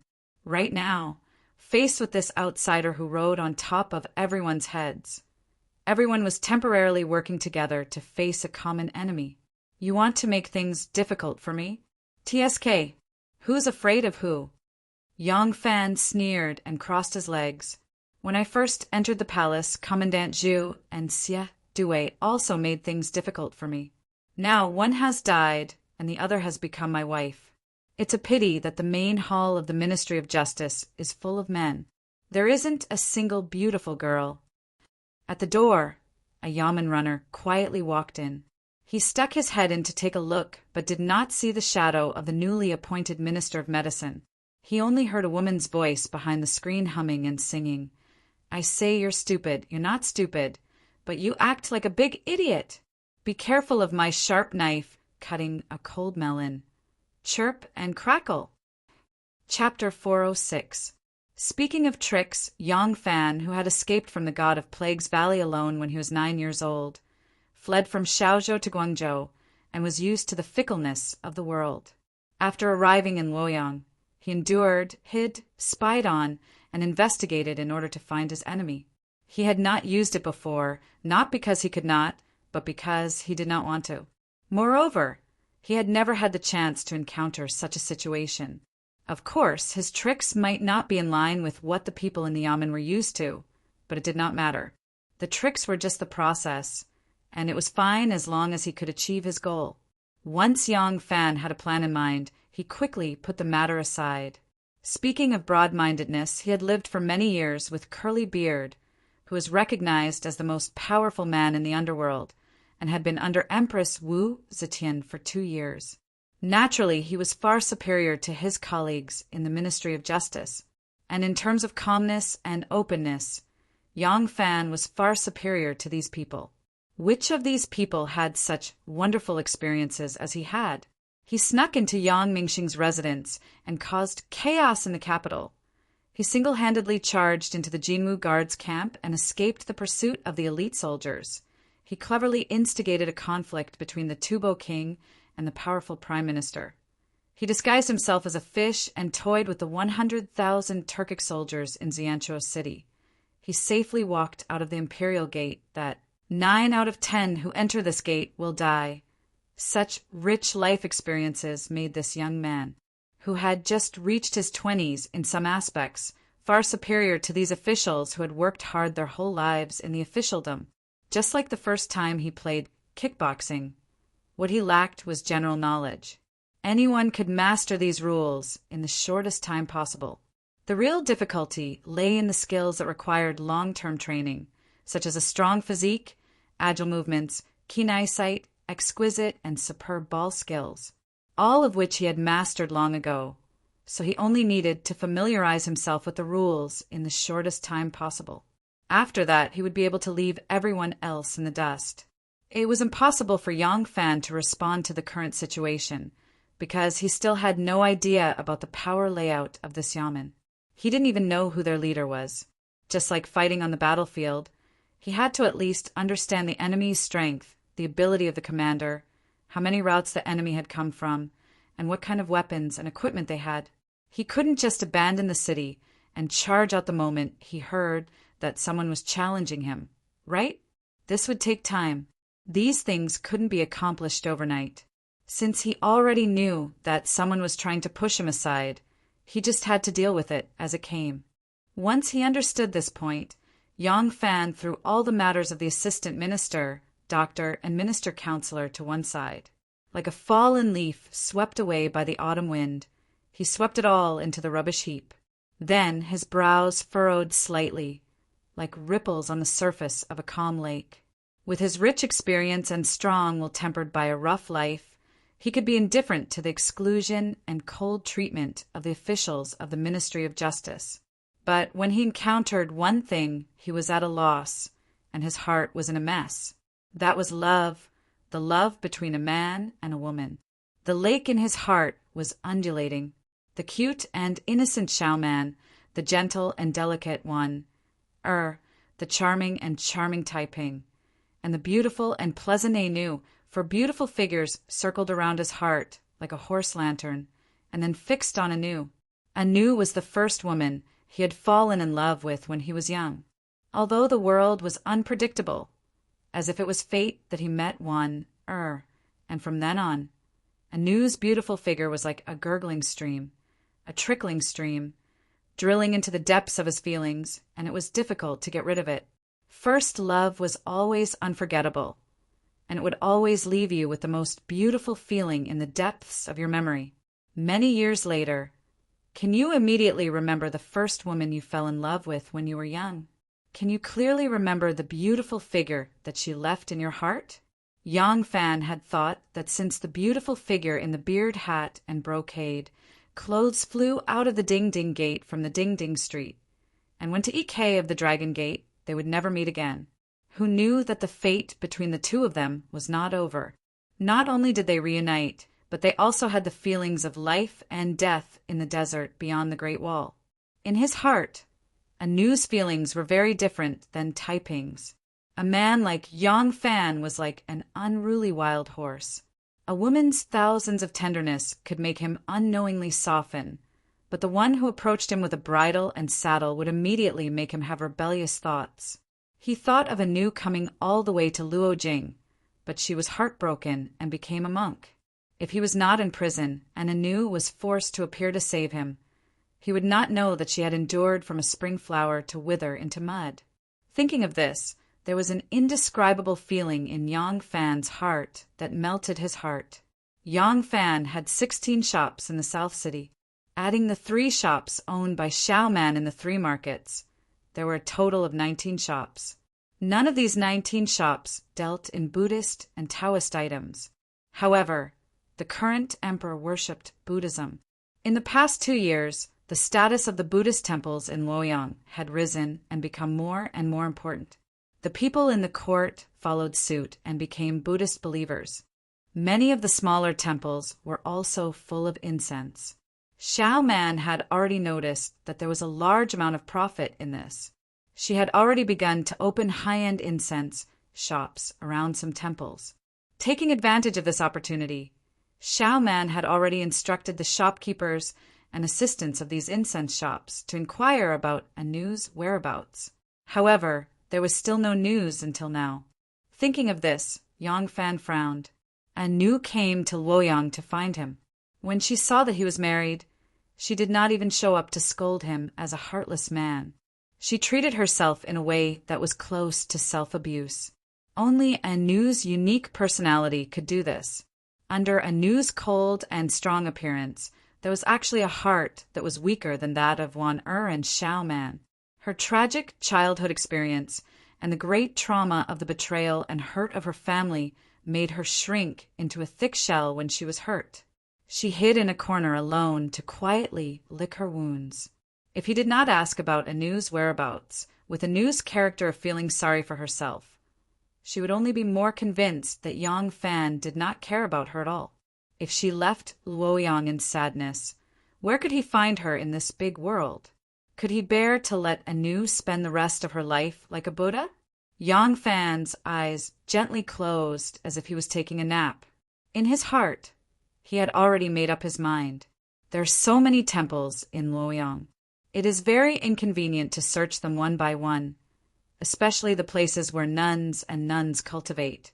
It is more difficult to find her. In this case, I will think of a way to make it grand. At least let her know that I have not forgotten her, and that I am looking for her. The right minister of the Ministry of Justice, Qin Dong, sent the last group of people out. The green-clothed attendant, who was like a thin bamboo pole, tiptoed in. Qin Dong picked up a bowl of goat milk and pouted to the other side. He asked, "What is that person doing?" The green-clothed attendant, who was like a thin bamboo pole, was called Luo Ling. He was Minister Chen's attendant. Hearing Qin Dong's question, Luo Ling's face revealed a strange expression. He answered softly, "He is lying on the couch, humming a little song." Pfft. Qin Dong spat out a mouthful of milk and laughed in surprise. "What did you say? He is humming a little song?" Luo Ling smiled bitterly. "Yes, this lowly one did not expect. This person is really—" Qin Dong gently stroked his beard. He suspiciously rolled his eyes. "Lying on the couch and humming a little song. This person can't be so heartless. Could it be that he can't see that I am deliberately giving him the cold shoulder?" Luo Ling said, "Minister, from what I see, there is nothing strange about this. He is a general. I am afraid that he is illiterate. What does he know about the law? If you really ask him to do something, I am afraid that he will be unwilling. I heard that this person is good at punching and stick. He is especially good at kicking and bowing. Because of this, he won Princess Taiping's favor. That is why he has a meteoric rise. What real ability does this kind of person have? Minister does not need to pay attention to him at all. Luo Ling said disdainfully. There was a hint of envy in his tone. Regardless of whether he has real ability or not, to be able to become a guest of Princess Taiping, how could he not be envious and envious? Princess Taiping was the flower of Luoyang. It was said that she was beautiful and unrivaled in the world. Moreover, she had such a noble status, not to mention the various benefits of climbing up this high branch. Even if there was nothing, to be able to press such an enchanting and noble woman under his crotch was enough to make people envious. Chen Dong stroked his beard and slowly said, "If he is really so tactful, then let him occupy that position. He will eat his salary and be an idle person. This official will be too lazy to argue with him. If he is not tactful." Chen Dong sneered twice, but he didn't say anything else. He already believed Luo Ling's words a little. Yang Fan was Xue Huai's disciple. He had also started his career by being a gigolo. He was also a scoundrel who had no real ability other than pleasing women. What was so strange about such a move? Chen Dong was diligent. He made friends with many colleagues and curried favor with superiors. He only wanted to take a step forward and sit in the position of Minister of the Left. Who knew that Yang Fan would suddenly appear out of nowhere and easily snatch away his future? How could he not be angry? Yang Fan had Xue Huai, Princess Taiping, and it was said that there was also King Liang behind him. Chen Dong naturally did not dare to have a direct confrontation with him. If Yang Fan learned from his master, Xue Huai, and only swung his large fists to argue with him, even Assistant Minister Chui would not stand up for him. But who could say anything when a soft knife was used to kill someone? No matter how tyrannical Yang Fan was, he could not go to the White Horse Temple and ask for reinforcements just because no one trusted him. People like that were the most looked down upon. When the time came, he would not even need to push him out. He would be bored of staying in the Ministry of Justice and would leave on his own. According to Chen Dong's plan, he would first leave Yang Fan out in the cold for a while. Yang Fan would definitely be dissatisfied with the loss of power. As long as he came to argue with him, he would hand over a few difficult cases to handle to him. This was the Ministry of Justice, and they handled the most serious cases in the world. Most of the people involved had very complicated backgrounds. As long as he took out a few of these cases and asked that hothead to handle them, if he was smart enough, he would admit defeat and willingly become a puppet. If he was not satisfied, he would be kicked out with his face covered in dirt, pack his bedding, and go home to eat his own food. He did not expect that not only was this Yang Fan a weakling who relied on women to make a living, but he was also a scoundrel. This fellow did not care about the power in this small place at all. Chen Dong slapped his forehead gently. He thought about how he had taken great pains to make all sorts of arrangements, as if he were facing a great enemy. He could not help but laugh involuntarily. He shook his head and sighed, making a mountain out of a molehill. I really made a mountain out of a molehill. At this moment, the melodious sound of a bell could be heard from afar. Chen Dong raised his head and said to Luo Ling, "Go and invite that Yang Langzhong over. I am going to have lunch with him." Chapter 407.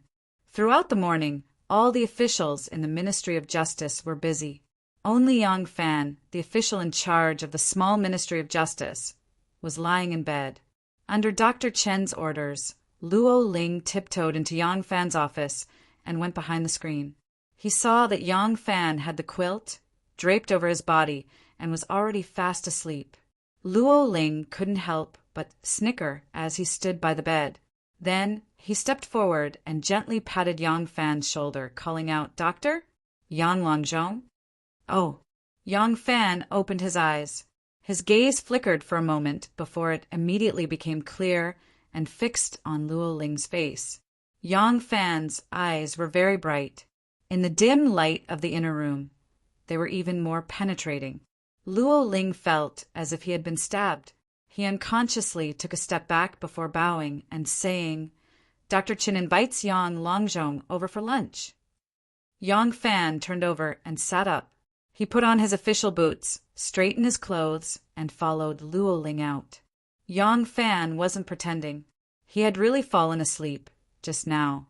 He was lying there alone thinking about his matters, and his tiredness unconsciously came over him. On one hand, it was because he had slept late last night with Xiaoman. On the other hand, it was the influence of the season.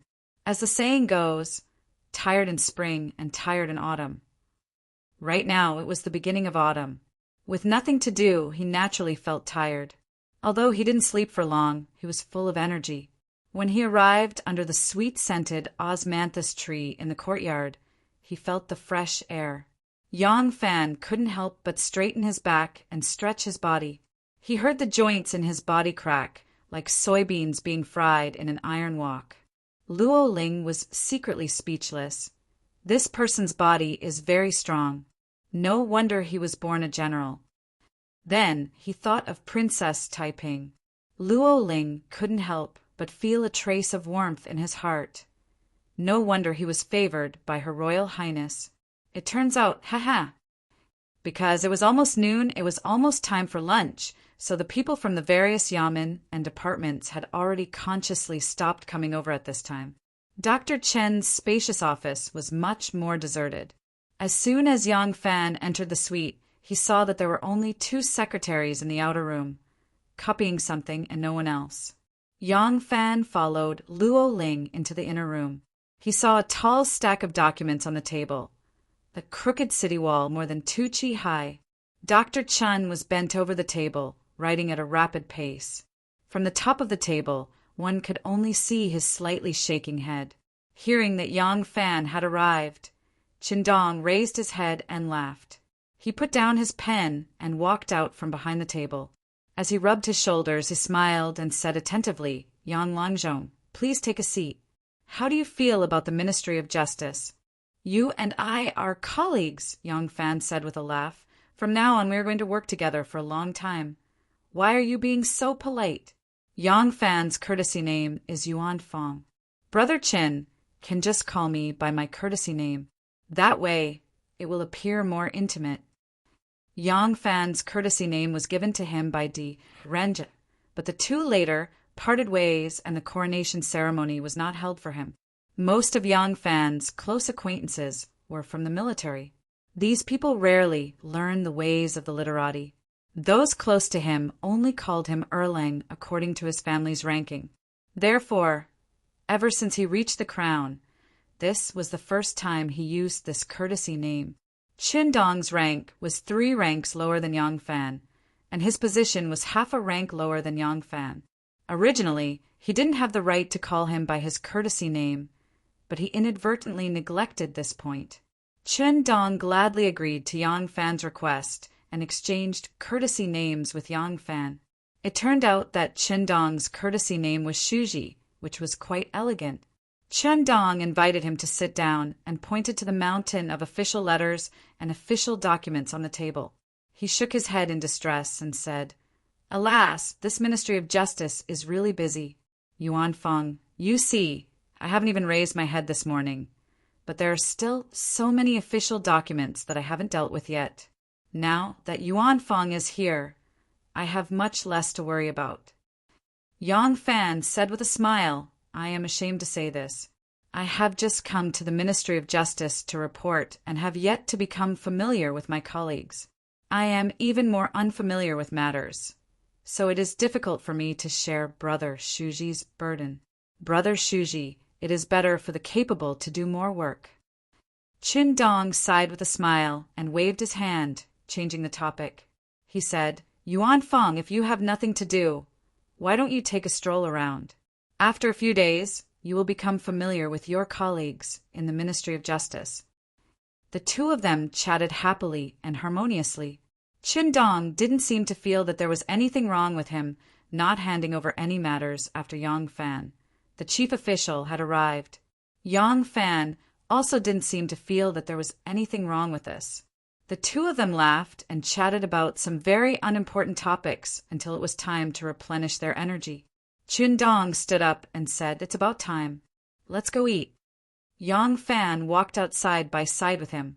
Chun-Dong pointed as he walked, explaining to Yang Fan which departments were in the various courtyards along the way.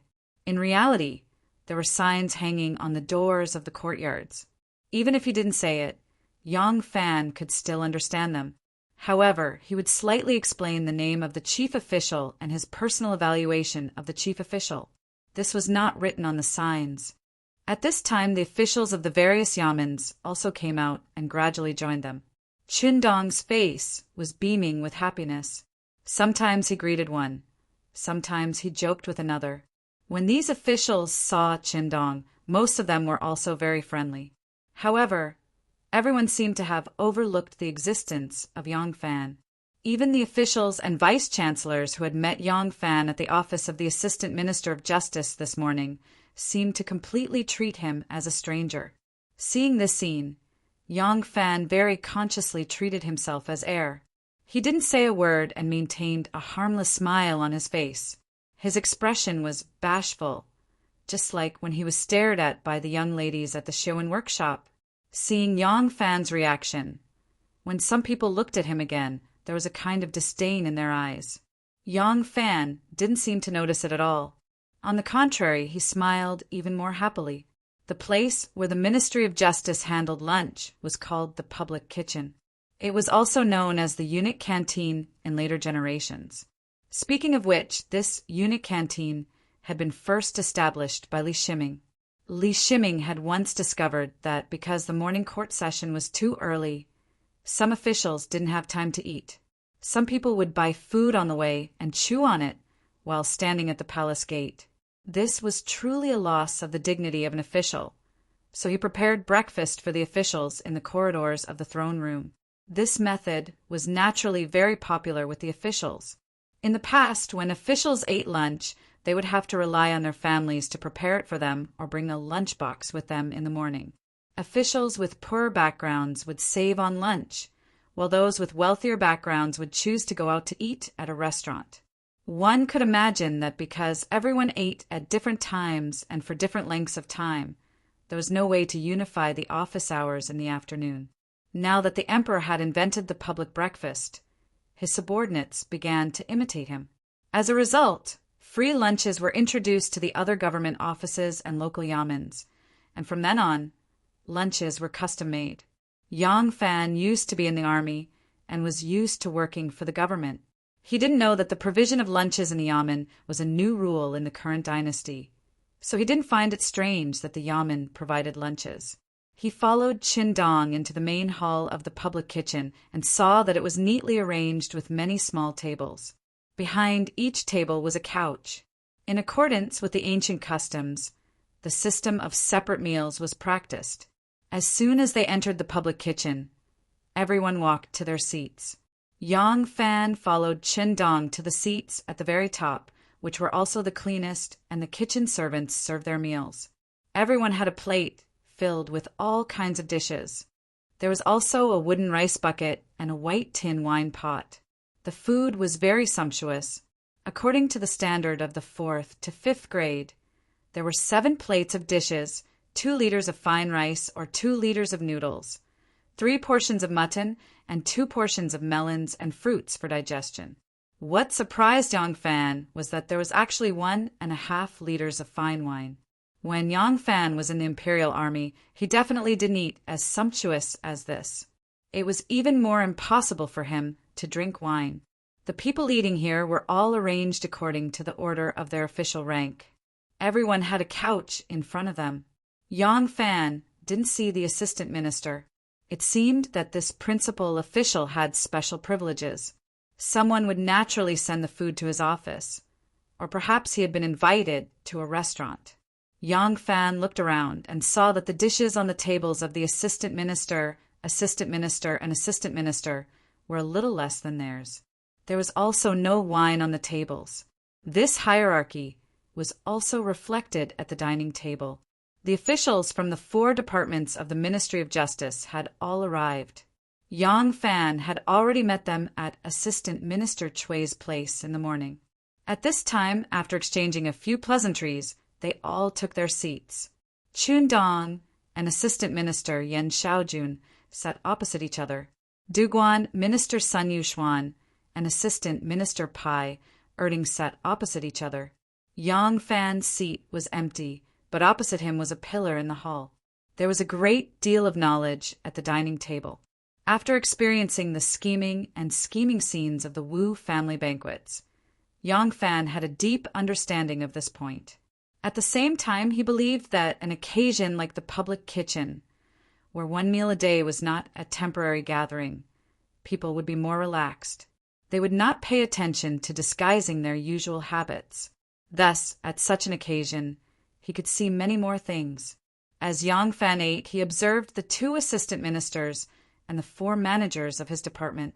After looking seriously for a while, he withdrew his gaze and looked at the 4 officials, including the right minister of his department. Very quickly, he tasted something unusual.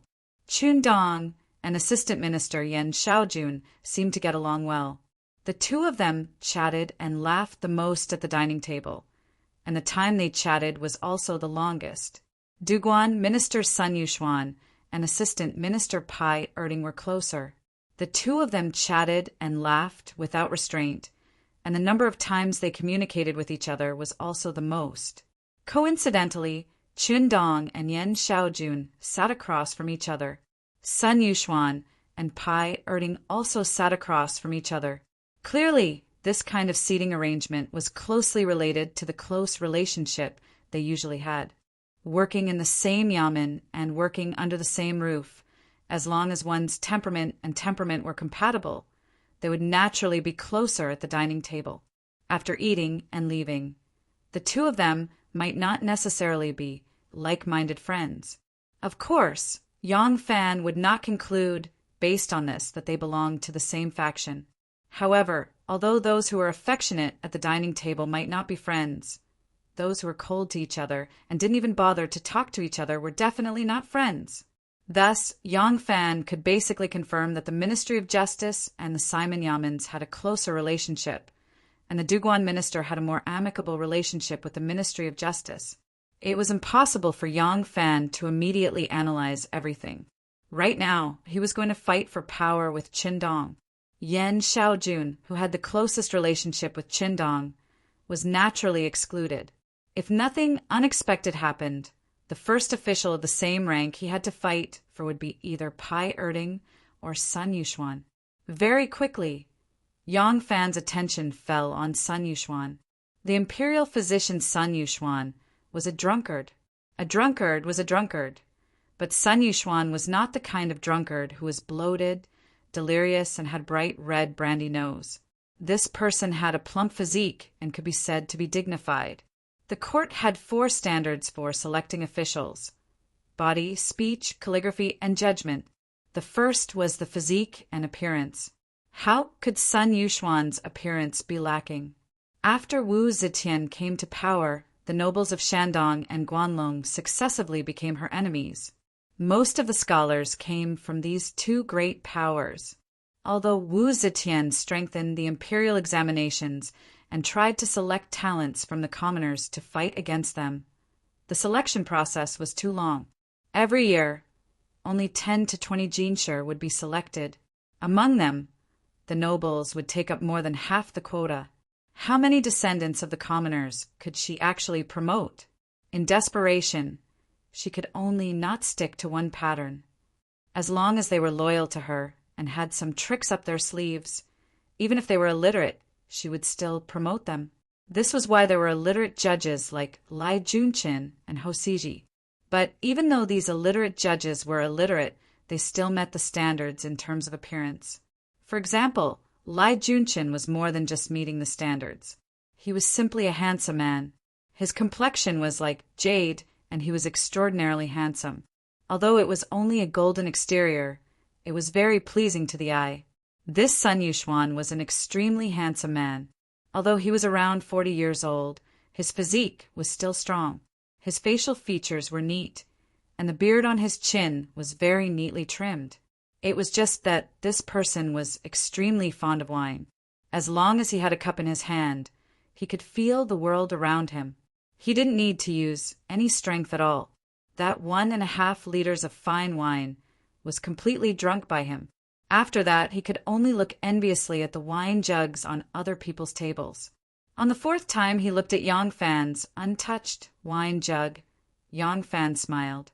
He suddenly picked up the wine jug and stood up. Yang Fan was a new official.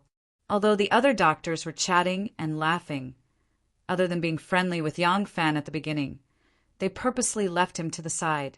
In reality, they had always been paying attention to his actions. As soon as Yang Fan stood up, several gazes fell on him at the same time. Yang Fan walked in front of Sun Yushuan and put down the wine jug. He said with a smile, "When I was in the army, General Huli often told me that people who love wine are always straightforward and broad-minded. I have observed Brother Sun's speech and behavior, and it is indeed as General Huli said.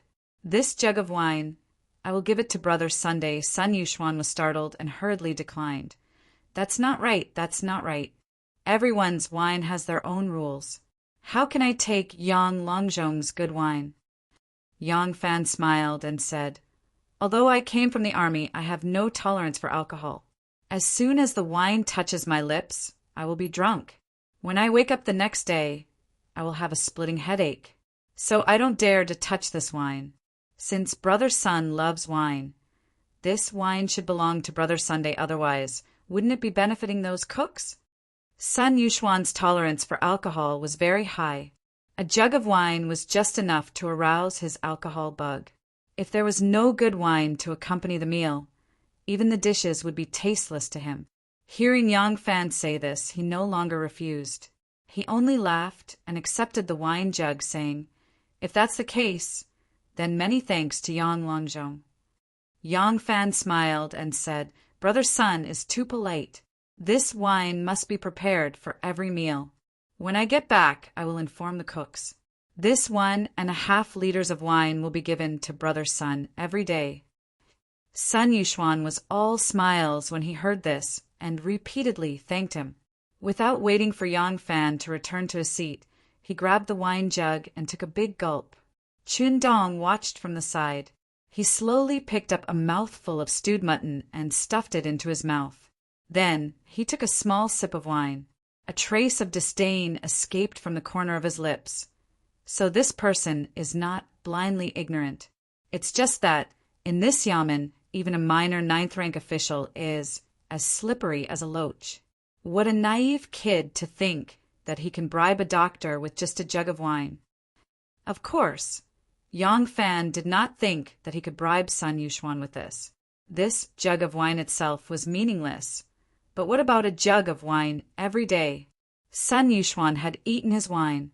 At the very least, he had to be more polite to him. He was not the only one who was paying attention to every movement at the dining table. The minor officials below him were paying even more attention. Just a few polite exchanges were enough to send a message to the officials below. He, Yang Longzhong, was not isolated by everyone. The committee counselors who were close by could hear their words, see their actions, and understand all the details.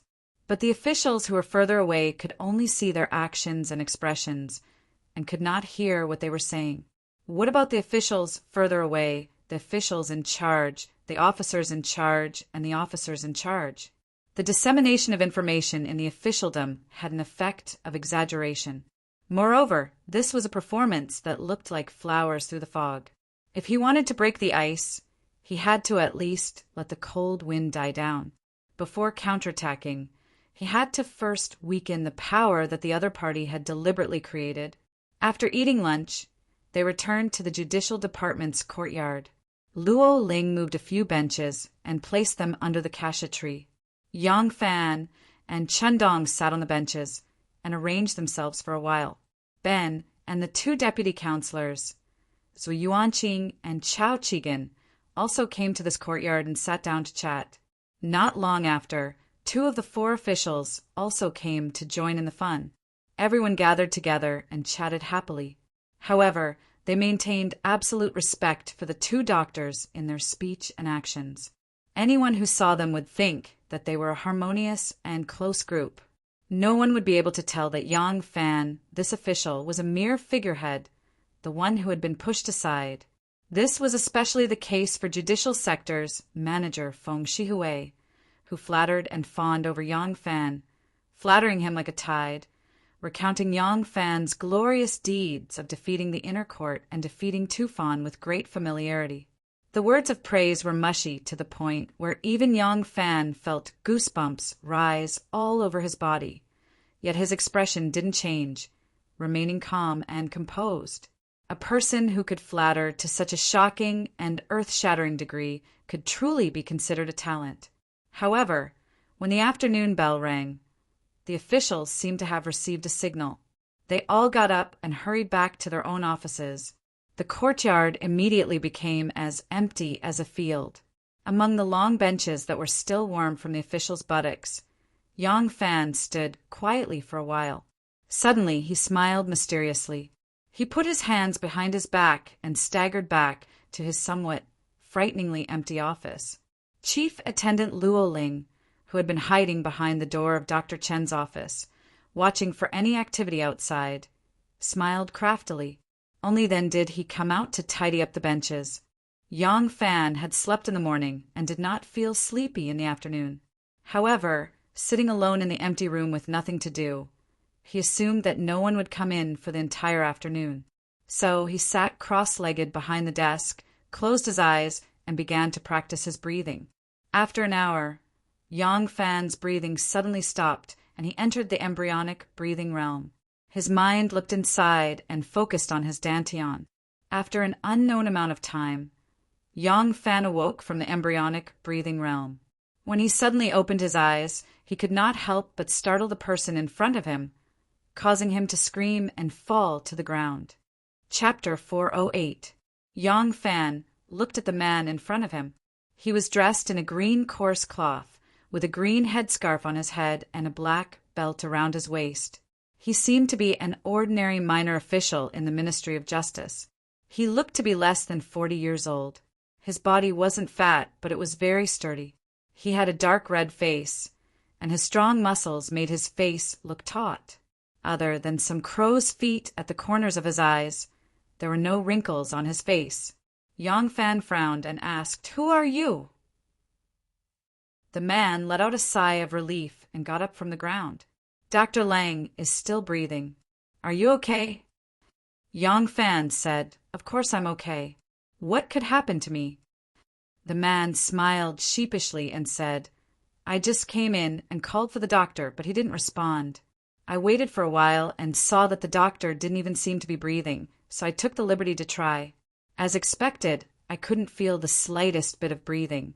I was really scared." Yang Fan laughed and said, "I see.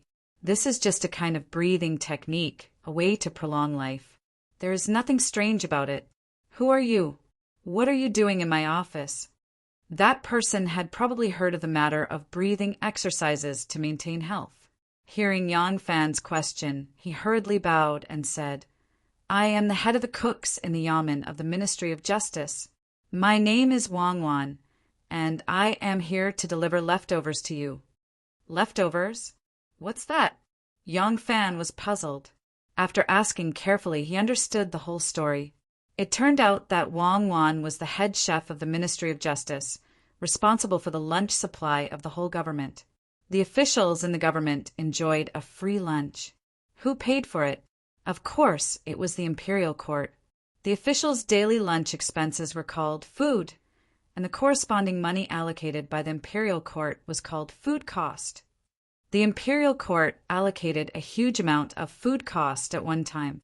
The government would then use this money to make loans to generate interest, and the profits would be used for daily food expenses. Would the government be afraid of not getting back the principal and interest? Therefore, this money would generate a stable income, and a very rich one at that. Everyone ate to their heart's content for lunch every day. No matter how much they tried, it was impossible to finish it all. What about the rest of the money? The leftover money was called the leftover money, Every day, when the kitchen official was settling the bill, he would distribute it to all the people in the yamen so that everyone could share it. After listening to Wang Wan's explanation, Yang Fan couldn't help but smile. So that's how it is. I've just taken office and haven't received my salary yet, but I've already gotten some extra income. Haha, how much is it? Grinning, Wang Wan took out a string of coins from his waist and put it on the table in front of Yang Fan. He bowed and said, "This is the leftovers from today's meal, a total of 840 copper coins. The leftovers are uncertain every day, and we'll only know how much is left after we've spent the day, and then we'll distribute it to everyone." Yang Fan was startled. He cried out involuntarily, "There are actually so many leftovers in one day's meal." At the beginning of the Tang dynasty, prices were cheap. Although they often fluctuated in general, money was still very valuable at that time. According to the current prices in Luoyang, 1 copper coin is equivalent to 1 yuan in our current state. How much extra monthly income is this? Seeing his surprise, Wang Wan grinned and said, "This isn't considered much." This lowly one remembers that the highest daily income last month was 1,362 copper coins. Speaking up to this point, he took a step forward and lowered his voice, saying, "Of course, it's impossible for everyone to get so much." This lowly one calculates the leftovers from the actual number of people, and then adds in some imaginary amounts. For the officials, the leftovers are multiplied according to their rank. Assistant Minister Chui gets 10 times, the other doctors get 8 times, and the vice ministers get 6 times, and so on and so forth. Speaking up to this point, Wang Wan sighed and said, "Everyone says that this lowly one's job is full of benefits, but this lowly one's job is not easy. The low-ranking officials often say that high-ranking officials have a lot of salary and land, and that the salary and allowance have long been distributed according to their rank. It's fine if I eat better than everyone else at lunch, but why do I have to share the leftovers several times? They all say that the leftovers from the meal should be divided equally among everyone regardless of their rank, but they only talk about it in private, and none of them dare to say it to their superiors. So they often come to bully this lowly one. This lowly one is only a chief cook with no power or influence. What can I do? Not only am I being bullied, they even accuse this lowly one of taking advantage of the situation. Every month, the yamen checks the accounts. What can this lowly one do? Sigh, I'm being bullied. Oh!" Yang Fan's eyes flickered slightly, and he carefully inquired about the leftovers. Wang Wan complained to him, then slapped his forehead and said in surprise, "Io, why did this lowly one only care about talking to the doctors? Those low-ranking officials naturally go to the kitchen to get their leftovers, while the officials need this lowly one to deliver them one by one. The Ministry of Justice is the first place this lowly one comes to, and Yanglangzhong is the first place this lowly one delivers. After that, there are still many places to go. If I delay for too long, I won't be able to deliver everything before the yamen is dismissed. Since the doctors are busy, this lowly one still has things to do." Yang Fan nodded and said with a smile, "All right, go do what you need to do." Watching Wang Wan leave, Yang Fan looked at the glistening yellow string of coins on the table and thought for a while. Suddenly, he smiled mysteriously and reached into his bosom. Yang Fan walked out of the office with his hands clasped behind his back and stood under the osmanthus tree. From time to time, he would stretch his arms and legs and move his body. The officials who worked for Dr. Chen didn't know Yang Fan's identity, but those who knew that he was the department's new chief official couldn't help but look at him strangely. Yang Fan was calm and turned a blind eye to them. He only strolled leisurely in the courtyard. Sometimes he would walk to the wall and lean over to look at the water lilies in the vat. Sometimes he would walk to the wall carvings and carefully admire the mighty image of the Siaji. He stroked the delicate and smooth lines of the carvings. His expression was extremely leisurely. Dr. Chen's assistant Luo Ling hid behind the door and quietly watched his movements. The more he watched, the more puzzled he became. He couldn't help but come out and pretended to wander around the door for a while. Then he greeted him with a smile. Yang Langzhong. Yang Fan was looking up at the siège with his hands clasped behind his back. He turned his head to look at him and said with a smile, "Ah, it's Luo Ling. Look at this siège. The lines, the eyebrows, the scales, the carvings are really extraordinary. From my point of view, it must be the work of the name." Luo Ling hummed and laughed as he agreed. He wanted to pry information from him and probe his thoughts, but he didn't know how to start. Yang Fan seemed to have seen enough. He turned around and walked back to his office. As he walked, he said to Luo Ling, "This official is very bored. If you have nothing to do, why don't you come and talk to this official?" This was exactly what Luo Ling wanted. Luo Ling hurriedly agreed and accompanied Yang Fan into the office. The two entered the room. Yang Fan sat behind the table and said to Luo Ling, who was bowing and standing there, "It's just a casual chat. There's no need to talk about so many rules. You can also sit." Luo Ling complied and sat opposite him.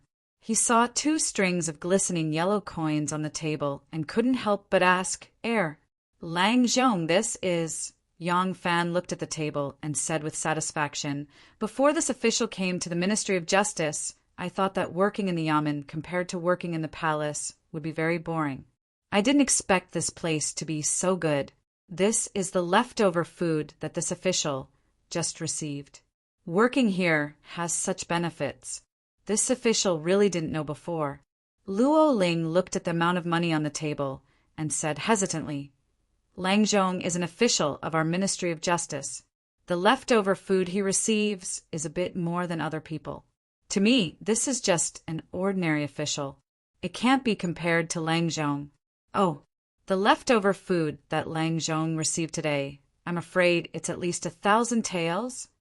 Yang Fan casually glanced at the table and said, "Oh, it's a total of 1,500 taels. There's so many additional benefits in one day. Over the course of a month, it's a considerable amount of income." Hearing this, Luo Ling's expression immediately froze and his eyes suddenly widened.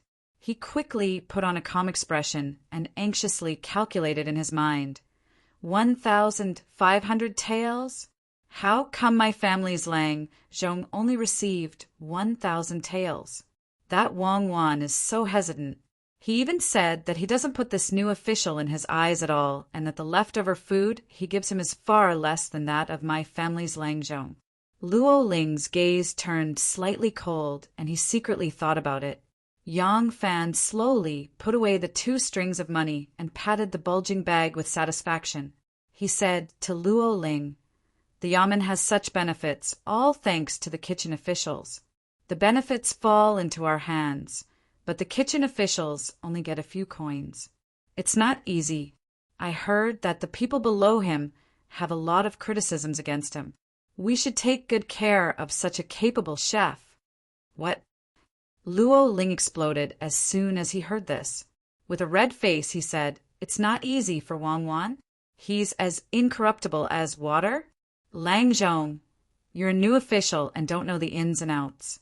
In our public kitchen, even an assistant minister might not get as much as he does as a kitchen official. He still feels wronged. Is there anyone in this world who doesn't feel wronged?" Yang Fan said in surprise, "What do you mean?" "I heard from that kitchen official Wang that the yamen checks the accounts every month. What benefits can he get?" Luo Ling sneered and said, "So what if they check the accounts? Even if they send an immortal down, they won't be able to understand the accounts." Luo Ling first saw that Wang Wan was two-faced and gave Yang Fan more food than Lang Zhongqin. He was already furious. Now that he heard Yang Fan speak up for Wang Wan, he couldn't hold back anymore. His face and neck were red as he said, "Lang Zhong, you saw the quality of our public kitchen's food this afternoon. It's extremely sumptuous. The more sumptuous the tea and food, the more expensive it is to buy. The more expensive the food, the more Wang Wan is in charge of purchasing it. Isn't that right?" Yang Fan was obviously partial to Wang Wan. After hearing this, he said disapprovingly, "You don't know about the kitchen, so you're just taking it for granted. If there was really a lot of profit to be made from purchasing it, the imperial court would have reduced the quality of public meals long ago. Luo Ling slapped his thigh and said, "Hey, Lang Zhong is right. The imperial court wants to reduce the quality of public meals. In our imperial court, the highest quality of public meals is none other than the chefs of the political affairs hall where the prime ministers work. The chefs are really delicacies. There's nothing they don't have, and every meal costs a lot of money." 2 years ago, the prime ministers had discussed this matter. They said that the political affairs hall was too wasteful, and Prime Minister Direnge proposed to reduce the standard of food. But the other prime ministers didn't agree. Prime Minister Li Zhaoda said, "The public meals are sumptuous. That's because the imperial court values the secretariat. If we are incompetent, we can just resign and let the capable ones take over. There's no need to reduce the standard of food to gain fame. That's it. If anyone mentions reducing the standard of food again, isn't that admitting that they're incompetent? Therefore, no yamen dares to be so unconventional." Luo Ling's interest was piqued. He crossed his legs and continued, "Because of this, the various yamens have to make sure that their public meals are exquisite. You tell me, how can he not be fat as a kitchen official? There's a rebate for everything he buys. Moreover, our Ministry of Justice has people on official business from time to time, and the officials who come from all over to handle affairs have to treat each other. Many officials and bailiffs don't eat lunch in the yamen, so the number of people who eat every day is actually less than 60%. But the kitchen is always full. That Wang Wan is so fat, yet he still cries about being wronged. Is there any justice left in this world?" What Luo Ling was talking about was the practice of eating and drinking at public expense from the early Tang dynasty. This practice was only stopped by Zhu Yuanzhang in the Ming dynasty with the thunderous methods of the old turtle.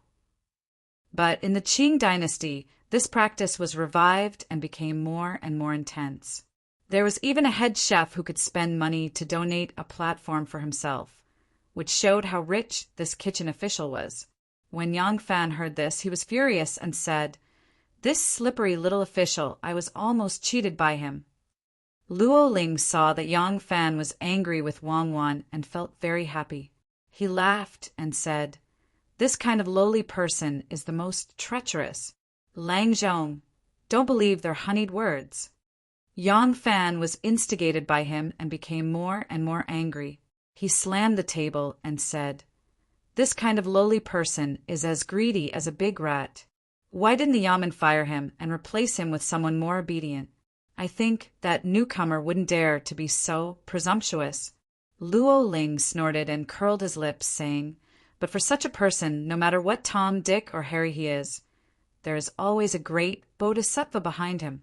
Wang Wan is a relative of Assistant Minister Chui's family who can do anything to him.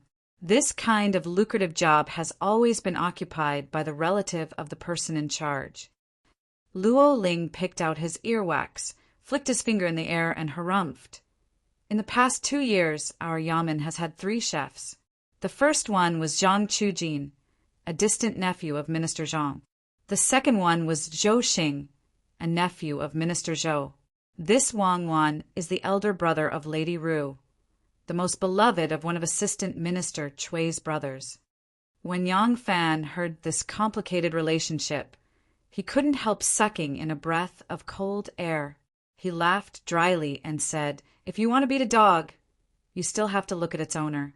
If that's the case, it's really inconvenient to offend him." Seeing that he was terrified, Luo Ling felt disdain in his heart. Suddenly, he felt that he had said too much just now. Moreover, he shouldn't have revealed the relationship between Wang Wan and Assistant Minister Chui. Wouldn't it have been better to ask him to go to Assistant Minister Chui and meet a rebuff? Thinking of this, Luo Ling regretted it in his heart.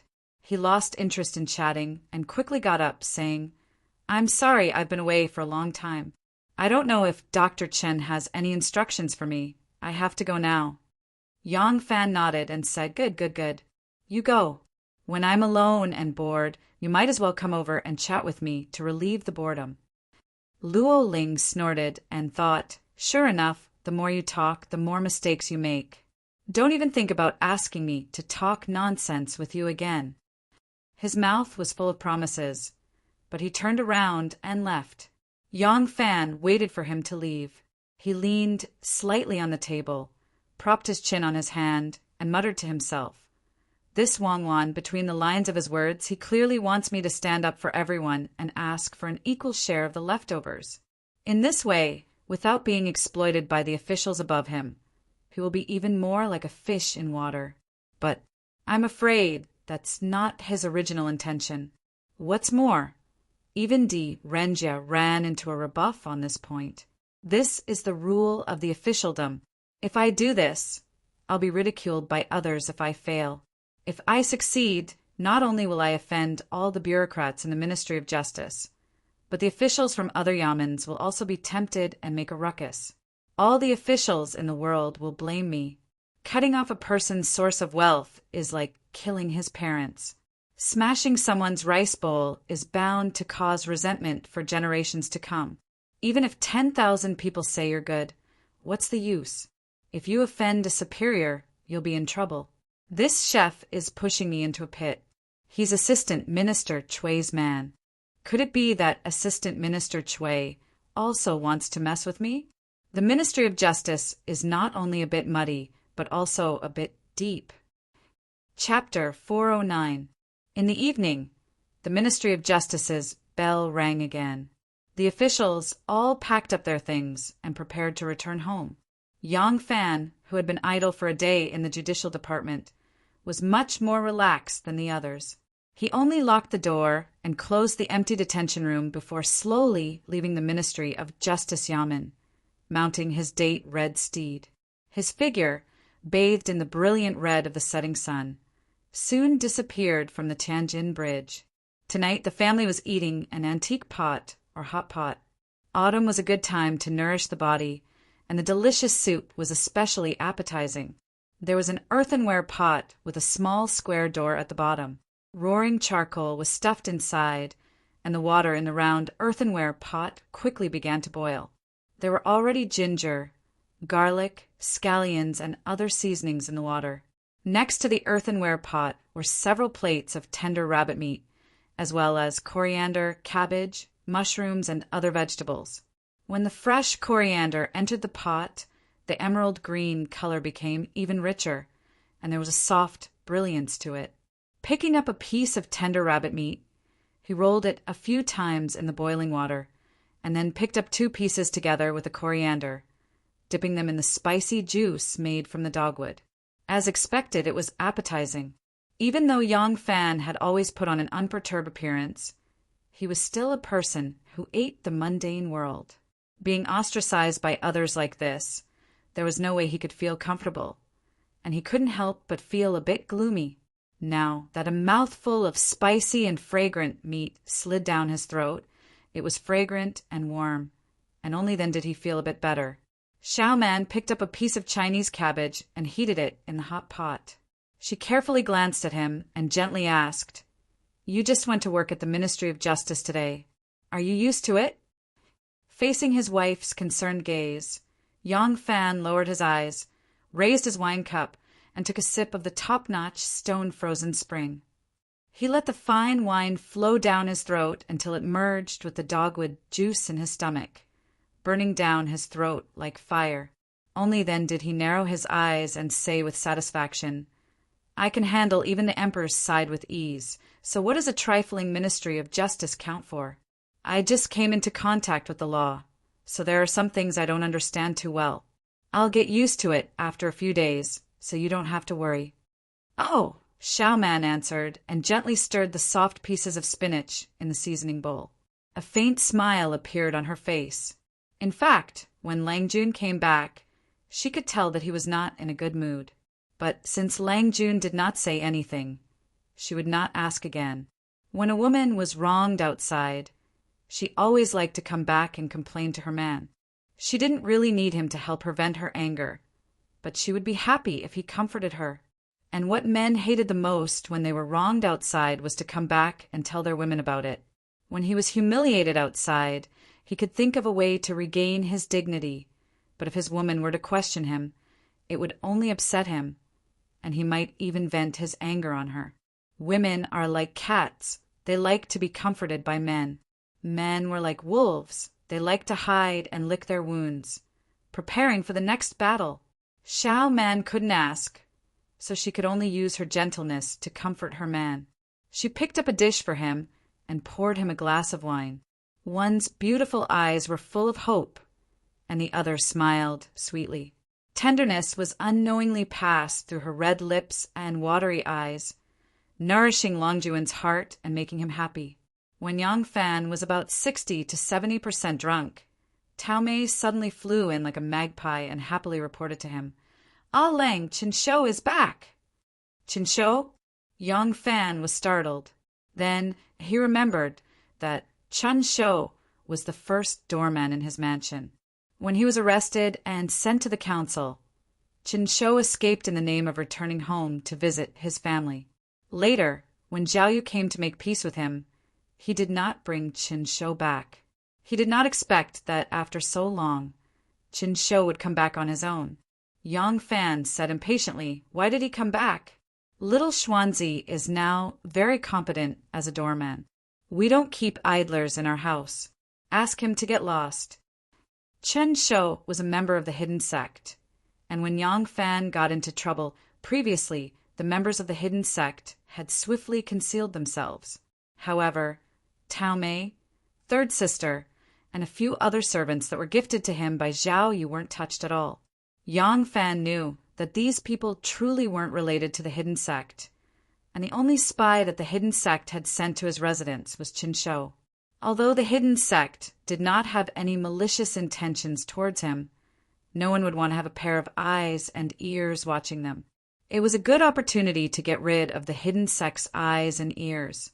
Tao Mei and Chen Shou were from the same batch of servants that worked in the Yang residence. They were the most familiar with each other, and thus she was rather happy to see Chen Shou back. Now that she saw that her Ah Lang was unhappy and wanted to dismiss Chen Shou, she couldn't help but be startled. She agreed embarrassedly and was about to leave. "Wait, bring him to the study room and wait." Yang Fan suddenly thought of something and quickly called out to Tao Mei. Yang Fan and Xiao Man continued to eat. When the meal was over, the stove was removed and cheese and fruits were served. The husband and wife ate the fruits and continued to chat for a while before Yang Fan walked into the study room. When Chen Shou saw Yang Fan, his old face revealed some awkwardness. He went forward and greeted, "Ah Lang." Yang Fan snorted, "The Yang residence can't afford someone like you. You don't have to address me as Ah Lang. What is the purpose of your visit today?" Chen Shou laughed dryly and readily changed his address. "This old one knows that Lang Zhong is not happy about the previous incident. How would I dare to come and obstruct your eyes? Today, I am here because I have found the whereabouts of the matter that Lang Zhong instructed me to do previously. We've already found Auntie Pei and Lady Gong's son." When Yang Fan heard this, he didn't know whether to laugh or cry. Xiao Man had already acknowledged them, but his information had only just arrived. Yang Fan said impatiently, "All right. You don't have to say anything more about this matter. I have already investigated clearly." Chen Shou was slightly surprised. He didn't know what other sources of information Yang Fan had, but he was also tactful. He knew that he wouldn't get any results even if he asked, so he just responded. Yang Fan said, "You came today just for this matter?" Chen Shou said yes. "In addition, I wanted to inform Lang Zhong that the matter in Chang and has been settled. The sect lord is safe and sound. Lang Zhong, please be at ease." Yang Fan thought to himself, Shinmu is safe and sound? It seems that not only did he not suffer any losses when he fought with that young Master Jiang, but he even gained the upper hand. After this incident, the hidden sect's power must have increased greatly. Chen Shou noticed that Yang Fan wasn't very fond of him and felt a little uncomfortable. He coughed dryly and said, "This old one is here to pass on these two matters." If Lang Zhong doesn't have any other instructions, then this old one shall take his leave. Yang Fan nodded subconsciously. Seeing that Qin Shou had walked to the door, he suddenly called out, "Hold on!" Qin Shou turned back in surprise. Yang Fan quickly walked over and asked in a low voice, "Although the hidden sect doesn't have much power in the imperial court, it should be easy for you to help with some things in the yamen, right?" Chen Shou looked at him suspiciously and answered cautiously, "That depends on what Lang Zhong wants. If it's some important documents or confidential official letter, I'm afraid." Yang Fan waved his hand and said, No. The things I want aren't considered confidential in the yamen. It's just that it isn't convenient for me to ask for it." Chen Shou let out a breath of relief and smiled. "Since that is the case, I believe this old one can do it. I just don't know what Lang Zhong wants." Yang Fan slapped his forehead and said, "About this, I can't explain it clearly right now. How about this? As long as it involves the 3 law divisions' official documents, regulations, and procedures, as well as our dynasty's laws from the law of Jingguan, etc., as long as it's related books and texts, I want them all." Qin Shou was startled again, but when he thought about Yang Fan's current status, he couldn't help but feel slightly enlightened. He quickly bowed and said, "That's right. This old one will gather all these things as soon as possible and send them to Lang Zhong." The next day, Yang Fan arrived at the Ministry of Justice early in the morning, just like yesterday. As usual, he had nothing to do. Yang Fan spent half a day in his detention room, then began to patrol the various places. Everyone still had to show respect. This lowly official naturally treated him with the utmost respect, and his colleagues from the other 3 divisions also wouldn't give him a hard time. Yang Fan spent the morning wandering around several offices. When it was time for lunch, he once again gave his pot of wine to Sun Yuxuan. He watched as they chatted and laughed, occasionally inserting a few words into the conversation. He didn't seem to care at all about how everyone was treating him coldly and as though he was a mere figurehead. At first, everyone was a little wary of him, but it was like this for the next few days. Yang Fan didn't have the slightest air of a newly appointed official, so everyone couldn't help but look down on him. Since this person was harmless, those who were worried that he would get in their way also didn't feel any hostility toward him. Every day, Yang Fan had nothing to do. He just wandered around the various offices and chatted with the officials who were temporarily free of official duties. He was very knowledgeable, and there were many things that the officials here hadn't heard before. Very quickly, he became a rather popular storyteller. When he returned home, Yang Fan became even busier. The servants in the Yang residence felt that their Ah Lang had been very busy lately. This Yang Fan, Yang Langzhong, was just like Yang Mingxing, Yang Langzhong. The lights in his study always went out at midnight. The difference was that Yang Mingxing's desk was filled with all kinds of documents that he needed to deal with, while Yang Fan's desk was filled with all kinds of laws, regulations, and systems related to the laws of the Tang dynasty and the 3 divisions of law that Zhao Yu had gathered for him. That night, after dinner, Yang Fan took a stroll in the garden with Xiao Man. After chatting for a while, he returned to his study. He lit a candle, opened a law book with a bookmark, and read it carefully under the light of the lamp. Yang Fan had a book filled with tiny characters. Whenever he saw something related to his job, he would read it over and over again, carefully writing down the original text and his understanding. By now, he had already memorized a thick book. Yang Fan held a brush in one hand and the book in the other. He was reading it carefully. When he reached a point, he seemed to have gained something and was about to write it down. Suddenly, he heard the sound of light footsteps behind him. As soon as Yang Fan heard the light footsteps, he straightened his back. Before he could turn his head, his vision darkened, and his eyes were covered by a pair of soft, jade-like hands. Yang Fan abandoned the brush and the law book and gently caught that pair of hands. He turned his head to look, and sure enough, it was Xiao Man standing behind him with a smile. Xiao Man's long hair draped over her shoulders, black and shiny like a mirror. Her beautiful face was hidden in the middle of her black hair, and under the light, she looked exceptionally lovely. Yang Fan reached out and pulled her into his arms. Xiao Man was only wearing light, soft clothes. Her wet hair brushed against Yang Fan's nose, and her body fragrance seeped into his heart. She had just taken a bath. Yang Fan held her soft waist and said, "The weather is getting colder. Why don't you wear more clothes? What if you catch a cold?" Xiao Man put her soft arms on his shoulders and softly said, "Lang Jun, don't talk about me. These days you sleep so late every day, and you wake up early to practice martial arts. Although Lang Jun is young, you can't stand this kind of torment. Look at you, your eyes are bloodshot." Yang Fan pinched the space between his eyebrows.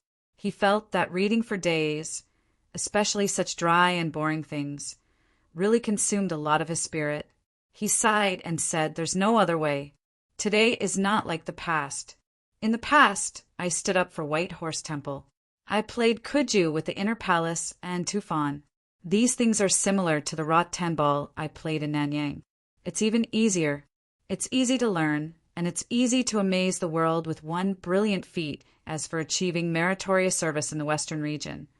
It's because I took advantage of the situation and used my strengths. If I really had to deploy troops, arrange troops, and fight against the Turks, I've only read a few shallow books on strategy. I only have the ability to talk on paper. How could I achieve meritorious service?" That day, as Yang Fan said this, he suddenly remembered that it was the Tian Ai Nu who commanded the army calmly that day, and brought the flying Fox Pass garrison back to Mingwei garrison safely. This credit was given to him, and later he was promoted to Lang General. This military ability was an extremely important reason, but it was a great gift from Anu. Where was she now? Yang Fan felt lost.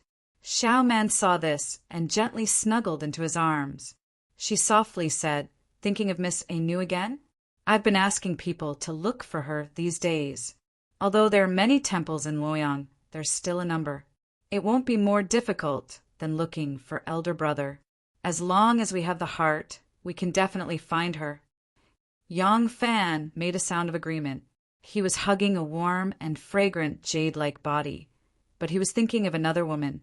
He couldn't help but feel a little guilty. He kissed Xiao Man's smooth, jade-like cheek and said, "It's different now. I'm a complete layman in the law. If I don't cram, how can I convince the public? Your husband has worked so hard. My wife should reward me well." Xiao Man saw a man like him pouting and acting like a spoiled child. She felt it was a little funny. She poked his forehead and coquettishly said, "Haven't I taken care of you enough? Every day, I think of different ways to make things that Lang Jun likes to eat. How can I reward you?" Yang Fan rolled his eyes and said with a chuckle, "Then let's kiss." Although they were already husband and wife, Xiao Man still blushed. She twisted her body and rolled her eyes at him. She coquettishly said, "I don't want to." Yang Fan shook his thighs a few times. Xiao Man, who was sitting on his thighs, was jolted up and then fell on his thighs softly. Xiao Man's martial arts allowed her to fly over roofs and walls like a fairy flying in the sky. She seemed to be afraid after being jolted by him. She cried out and hugged his neck tightly. She coquettishly said, "You bad guy, what's wrong with you? If I had known earlier, I wouldn't have bothered with you."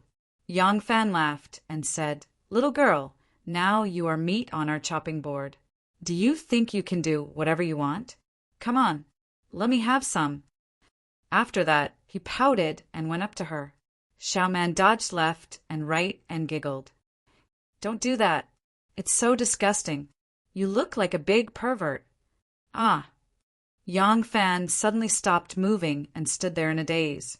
Xiao Man asked nervously, "What's wrong, Lang Jun?"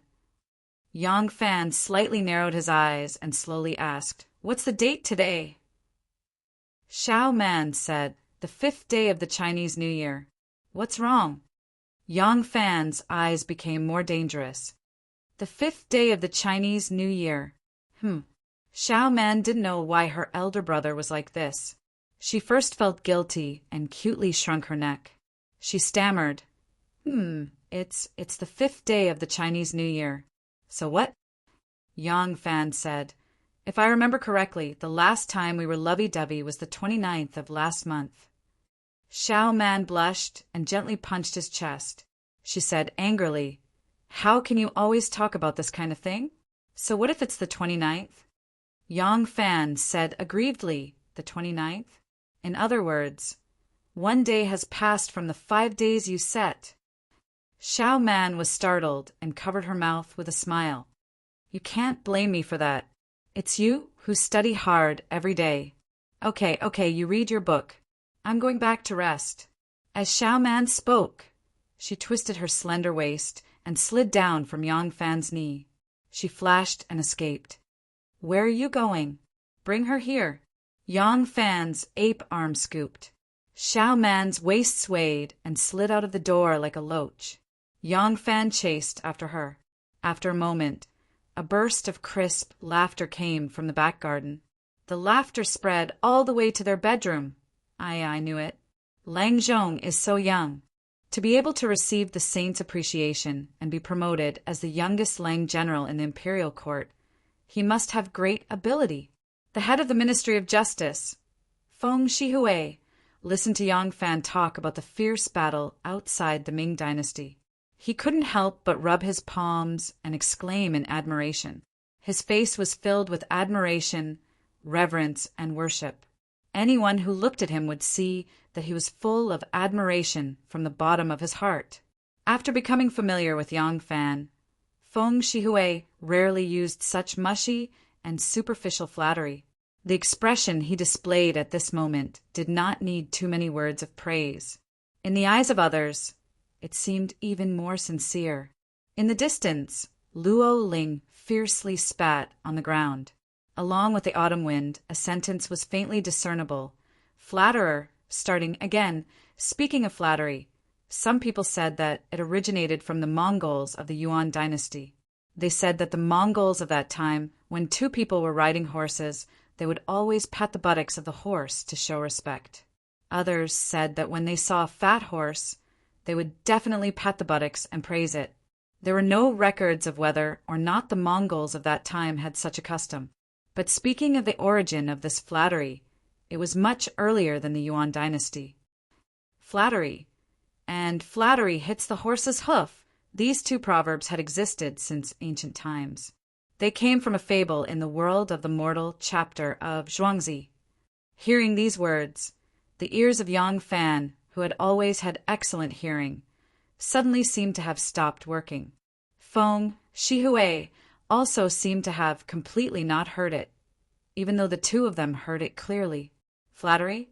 That's right, Feng Shihui, wanted to flatter Yang Fan. Flattery also required great knowledge. Feng Shihui, did not need to flatter his direct superior. It was true that the few minister counselors were in charge of him, but did they have the right to promote or demote him? No right. If he wanted to flatter someone, then he had to flatter someone above his rank. If he wanted to flatter someone above his rank, then he could only flatter the minister counselors. Minister Chui's position was too high. Feng Shihui, couldn't get close to him, so he could only choose between Yang Fan and Qindong. Qindong had his own people, and Feng Shihui was not one of them. Of the judicial sector's 4 great masters, he was ranked the last. Betting on Yang Fan was a choice. He had no other choice. If he bet correctly, then he could advance a step further. If he bet incorrectly, then he would still be ranked last among the 4 masters. What else could he do? The barefoot did not fear those who wore shoes. That was why Feng Shihui didn't care about Qindong's supercilious look at him at all. During these days in the Ministry of Justice, Yang Fan roamed about every day. Even though he still hadn't established his prestige, at the very least, he wasn't rejected by others as much. As for his greatest gain from being a storyteller, it was obtaining Manager Feng's closeness. Feng Shihui was a famous bootlicker in the Ministry of Justice. It didn't take long for Yang Fan to find out about this, but he didn't believe that Feng Shihui was just a bootlicker. How could a useless bootlicker stand out from a group of smart people, and climb to the position of the Ministry of Justice's manager. In the capital, a manager was admittedly not a high-ranking official, but when placed on a local level, he was still someone who could take charge of an area. The various government offices in the capital were very good at training people. Any minor character picked out here would be able to handle the complicated officialdom with ease. For Feng Shihui to be able to become the Ministry of Justice's manager, apart from observing people's words and body language, setting fires when the wind blew and flattering others, he definitely had some true ability. As for him not being very proud right now, this was completely normal. Didn't Luo Ling say that in these 2 years, the Ministry of Justice's head chef had already changed 3 times? Zhang Chujin, Zhou Xing, and then Cui Yuanzong. In these 2 years, the Ministry of Justice had already changed 3 times. As the saying goes, a change in the ruler, a change in the courtiers. Those who didn't succeed today didn't necessarily mean that they didn't have true ability. It could also be because they stood on the wrong side and suffered a setback. As expected, after some understanding, Yang Fan now knew that this Feng Shihui was originally Zhang Chujin's trusted aide. After Zhang Chujin was executed for treason, many of Feng Shihui's trusted aides were also caught in the crossfire and lost their lives at the market. Feng Shihui was also frustrated. But frustrated. Feng Shihui was actually just frustrated. He wasn't executed, nor was he exiled. Instead, he was only demoted from minister-counselor to manager. Who would dare say that such a person was only a bootlicker? After Zhou Xing took office, he naturally didn't like him. And Feng Shihui was well aware of Zhou Xing's methods, so he could only tuck his tail between his legs and behave, not daring to have any ideas.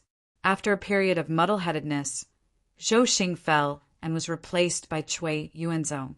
Cui Yuanzong had his own subordinates, and as soon as he took office, he was promoted wantonly. Feng Shihui still didn't have a chance to stand out. However, Cui Yuanzong's conduct wasn't like Zhou Xing's. Playing a few tricks under his eyes wouldn't be life-threatening, so Feng Shihui's mind became active again. At this time, Yang Fan arrived. Yang Fan's body trembled again and again. He finally took in a bootlicker as his younger brother.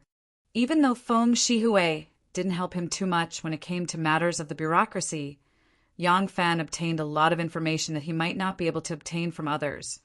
Or even if he obtained it, it might not necessarily be true and detailed.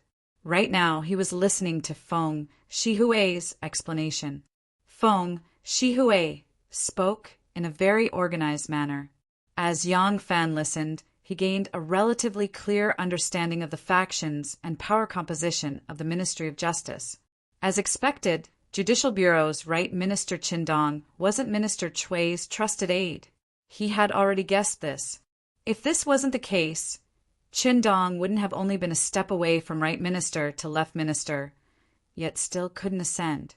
When Minister Cui took up his post in the Ministry of Justice, the trusted aide he brought with him was the ministry's Minister Pai Erding. Minister Cui always wanted to move Pai Erding to the most important Ministry of Justice, but he was firmly resisted by Qindong. Qindong didn't belong to any faction. He was an intelligent person.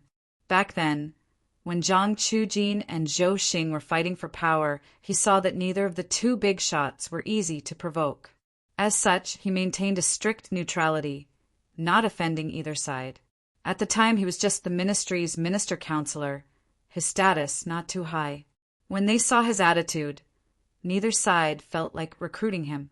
In the end, Zhang Chujin fell, and when the tree falls, the monkeys scatter. A large number of positions became vacant. He took a step forward, becoming the ministry's minister.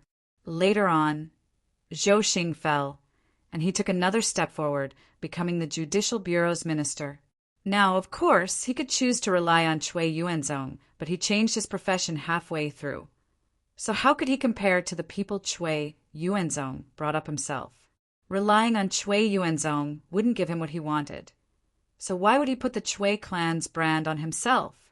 Cui Yuanzong's leadership abilities were far inferior to Zhang Chujin and Zhou Xing's, and he didn't have their methods. Chen Dong had painstakingly operated in the Ministry of Justice for many years, and his foundation was extremely solid. Now that the Ministry of Justice was being squeezed by the Imperial Envoy Station, Cui Yuanzong didn't dare completely fall out with Chen Dong under these circumstances. The two of them just stood there ambiguously.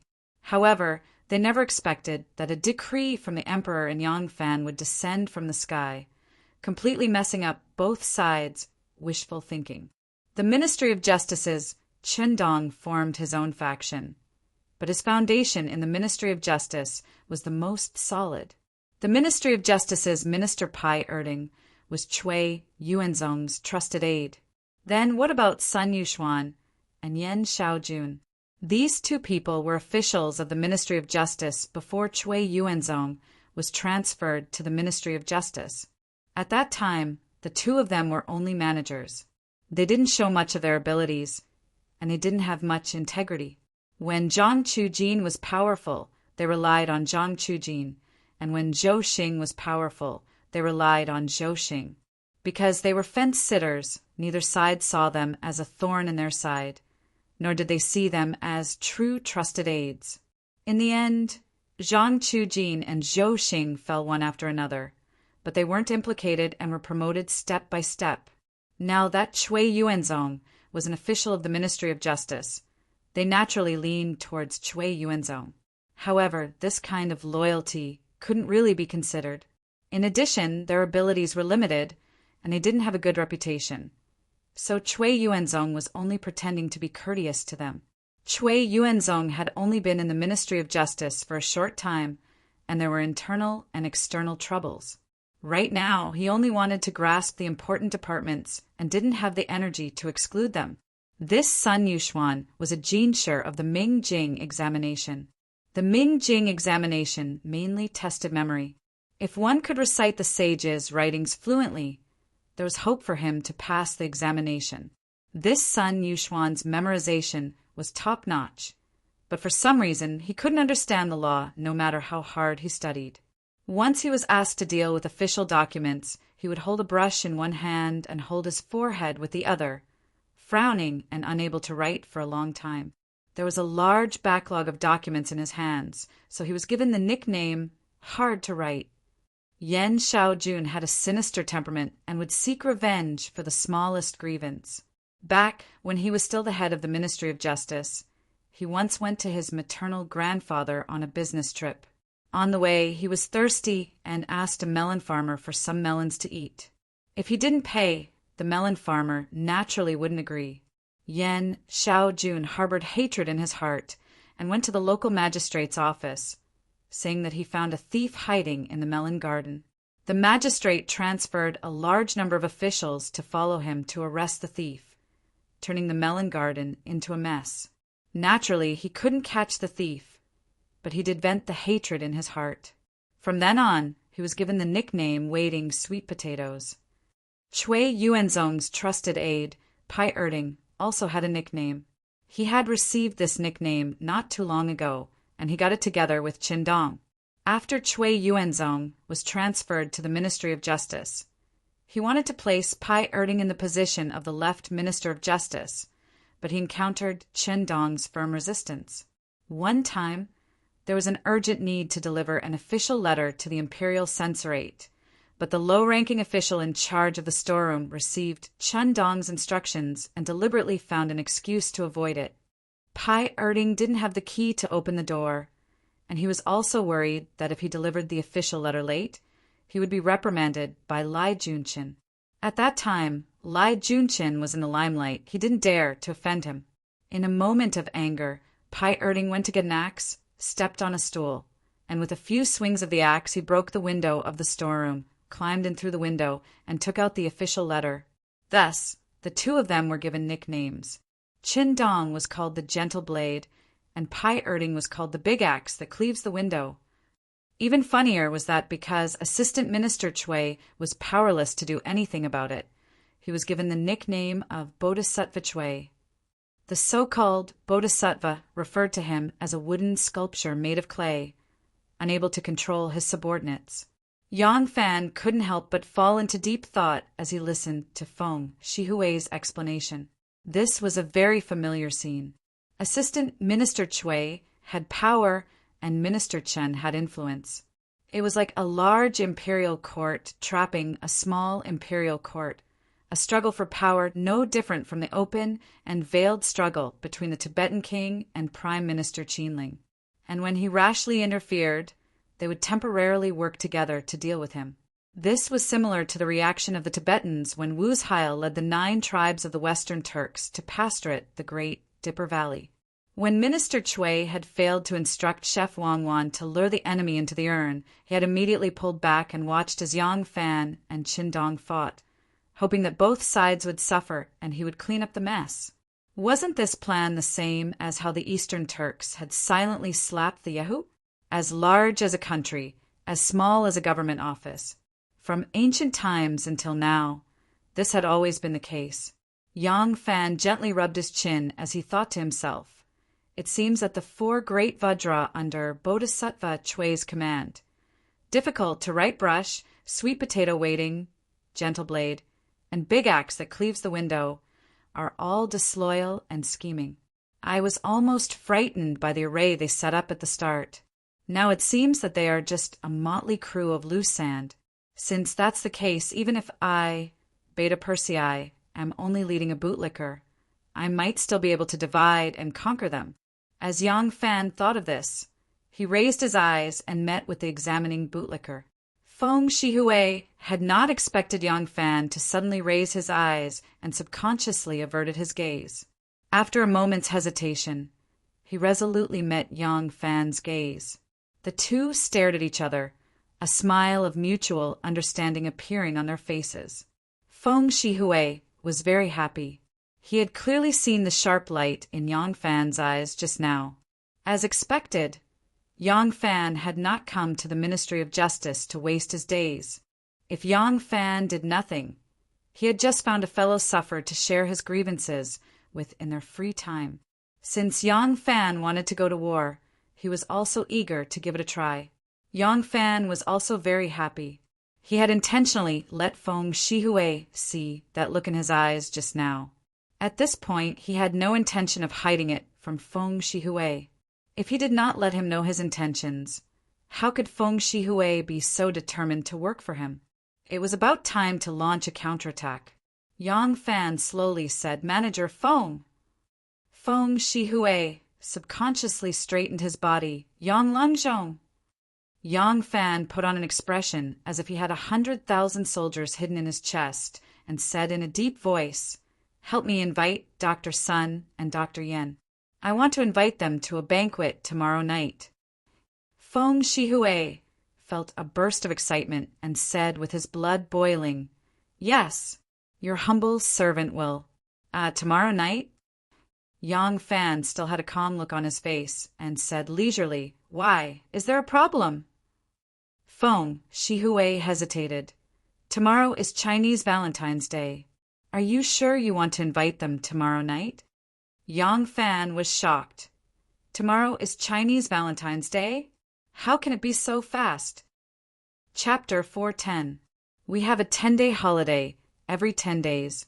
It's not like the Political Affairs Hall doesn't know that. Tomorrow is the double 7th festival, and the day after tomorrow will be a 10-day holiday. There will be a day of public affairs in between. Why don't the ministers of the Political Affairs Hall move their 10-day holiday forward a little bit and put it together with the double 7th festival? That's right. Tomorrow is the double 7th festival. Everyone will be drunk. Will they still have the mood to work the day after tomorrow? Messing around for a day and taking a break the next day. Why don't the Political Affairs Hall be flexible? The Political Affairs Hall's notice was issued. Tomorrow was the double 7th festival. According to the rules, they would have a day off and then a day of work. They would be able to catch up with the 10-day holiday every 10 days. In the Ministry of Justice, the low-ranking officials complained when they saw the notice. They complained that the Political Affairs Hall didn't know how to be flexible. They couldn't have a good holiday. The Political Affairs Hall was actually the general name of the Secretariat, Minsha Province, and Shangshu Province. The 3 provinces and 6 ministries system originated from the Sui dynasty. The power of the 3 provinces was divided. The disadvantages were greater than the advantages. The 3 provinces restrained each other. Government orders were not carried out and efficiency was low, especially the Secretariat, which had the power to issue orders, and the Menxia province, which had the power to review government orders. They bickered with each other every day because of political disagreements. Seeing that this method didn't work, Emperor Taizong of the Tang dynasty put the 3 provincial officials together. The office was called the Political Affairs Hall. It was located in Menxia province at first, and then moved to the Secretariat. The governors of the 3 provinces, who were also the prime ministers of the current dynasty, were all working here. The situation was a bit similar to how in modern times some government departments would work together to provide a one-stop service in order to improve efficiency. When Yang Fan was in the palace, he often saw people going to the Secretariat. In fact, they were going to the Political Affairs Hall. When the Political Affairs Hall's double 7th festival holiday rule came out, the low-ranking officials started to talk and were indignant. Yang Fan also joined in the commotion. Those men are all 70 or 80 years old. They can't afford to drink wine. They can't even play with women, let alone enjoy the lanterns, go to the garden and celebrate the double 7th festival. I'm afraid before the 2nd watch period, they'll already be sleeping in their beds. To them, the double 7th festival is nothing. Why would they care about what we think? Exactly. A group of people who always thought that the people above them were all idiots, the low-ranking officials, and the yamen runners felt that this Dr. Yang's words were very much to their liking. They all nodded their heads like little chicks pecking rice. Dr. Lang has hit the nail on the head. Your knowledge is truly extraordinary. The person who never forgot to flatter Manager Feng was, of course, Manager Feng Shihui. It was the higher-ups who ostracized Yang Fan. Yang Fan had no conflict of interest with these low-ranking officials, although the low-ranking officials also had to respect the higher-ranking officials. Even the higher-ranking officials had to maintain a friendly relationship with Yang Fan on the surface. Naturally, they could not avoid Yang Fan. After a few days, they felt that this Dr. Yang was not a hateful official. He was quite down to earth, so they all treated him as a colleague. Although they did not respect him as much, they did not regard him as an outsider. Perhaps some people felt that there would always be a group of people in life. If you did not treat them with hostility and behaved harmlessly, they would think that you were weak and incompetent. Instead, they would bully you to show how great they were. However, this kind of situation could only happen in the lowest level of the yamen. In the wilderness, it would only happen at the level of ruffians. Even if it was a ruffian, when he became a big ruffian, he would be polite like a gentleman. He would never bully ordinary people like a ruffian on the street. Moreover, this group of people in the Ministry of Justice would not do so. Moreover, Yang Fan was not a person without a foundation. There were 3 great Buddhas standing behind him. Although these people could not directly insert their hands into the Ministry of Justice, since Yang Fan had no intention of fighting for power, these people did not need to make things difficult for him. Therefore, Yang Fan did not break the exclusion alliance of the officials in the Ministry of Justice for a few days. Instead, he mingled in the grassroots every day and laid a good foundation for the masses. Dang! Dang! Dang! The bell that signaled the end of the yamen rang. The crowd of petty officials and yamen officials who were in the courtyard denouncing the people of the Political Affairs Hall for making the vacation arrangements were either brainless, pig-brained, or nonsensical. All dispersed at once, like monkeys that had fallen from a tree. As an official, of course, he had to walk slowly. Even if he did not have that many official cases to deal with, he still had to walk slowly. Even if he did not appear to be very busy, he had to be more solemn and dignified, right? Only Yang Fan escaped from the yamen as fast as the low-ranking officials, or even faster. This new official really did not have any awareness of being an official. Lang Jun is back. Today was another day of accounting. Xiao Meng had been busy with nearly 20 shops in her family for the whole afternoon, and had only finished accounting for 7. At this time, she had just returned home and had just taken a shower and changed into the regular clothes of Yenju. Hearing that Yang Fan was back, she immediately came out to greet him happily. Yang Fan took Xiao Meng's hand and said excitedly, "Xiao Meng, don't prepare dinner tonight. Let's go out for dinner." Xiao Meng was surprised and laughed. "Go out for dinner? It's so late." "For no reason at all, why?" Yang Fan patted his waist and said with a smile, "What are you afraid of at night? With the badge of the Ministry of Justice here, we can do whatever we want in Luoyang City. Hee, except for the palace." Okay. You really can do whatever you want." Xiao Meng was angry and amused at the same time. However, Nunya was naturally not immune to elder brother's requests and arrangements. Xiao Meng agreed obediently. Seeing that Yang Fan was still holding her hand, she couldn't help but say, coquettishly, "You have to at least let me change my clothes. How can I go out like this?" Yang Fan seemed to have woken up from a dream and said, "Oh, not bad. You go and change your clothes. I will also go and change my clothes. It is really inconvenient to go out in official clothes." Yang Fan asked third sister to bring him a light green regular clothes. He did not wear a headscarf and only wore a xiaoyao scarf, which gave him a rather elegant and unrestrained feeling. In the Tang dynasty, people of the upper class would always wear powder and flowers when going out. Men were no exception. However, Yang Fan was really not used to wearing a light layer of white powder on his face and a peony flower on his hat like Lu Junfan. He still wore clear soup and fine noodles, refreshing. However, his tan skin in Nanyang had gradually become fair. Although it was not comparable to those men who liked to wear powder, it was fairer than most men in the market. Wearing this light, soap-colored clothes, he gave off a feeling of being as divine as jade. Yang Fan rinsed his mouth, washed his face, changed his clothes, boots, leather belt, and tied a xiaoyao scarf. He stood in the courtyard and did not see Xiao Meng come out of her room. He paced back and forth in the courtyard until the sun was setting and there was only a faint red hue on the horizon.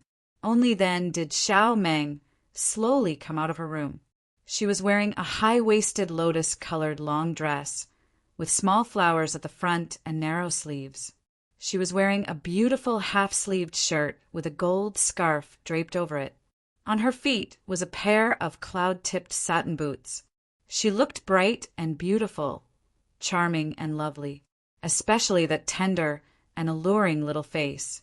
With just a single appearance, it completely stole the brilliance of the sunset rainbow, and the corridor immediately felt as if it was lit up. Looking at Yang Fan's burning gaze, the little lovely wife was somewhat at a loss. She stretched the corner of her clothes and looked under her skirt. Then she asked slightly shyly, "Is there something wrong?" Yang Fan did not say anything. He simply turned around and shouted at the top of his lungs, "Xiao Xuanzi, change the horse into a carriage. Tao Mei, send Jer. Quickly tidy up, follow Nyangzi out." "Ah." Xiao Meng pointed her finger at her lips and timidly said, "It's inconvenient, right?" Yang Fan hurriedly shook his head like a rattledrum. No, it's quite nice." Before he finished a sentence, Xiao Meng ran back and said while running, "It's all Longjuan's fault for not being clear." "Then I'll change my clothes." "Don't." Before Yang Fan finished a sentence, Xiao Meng lifted the hem of her skirt and disappeared into the room like a little peacock. Yang Fan put his hand on his forehead and slumped his body.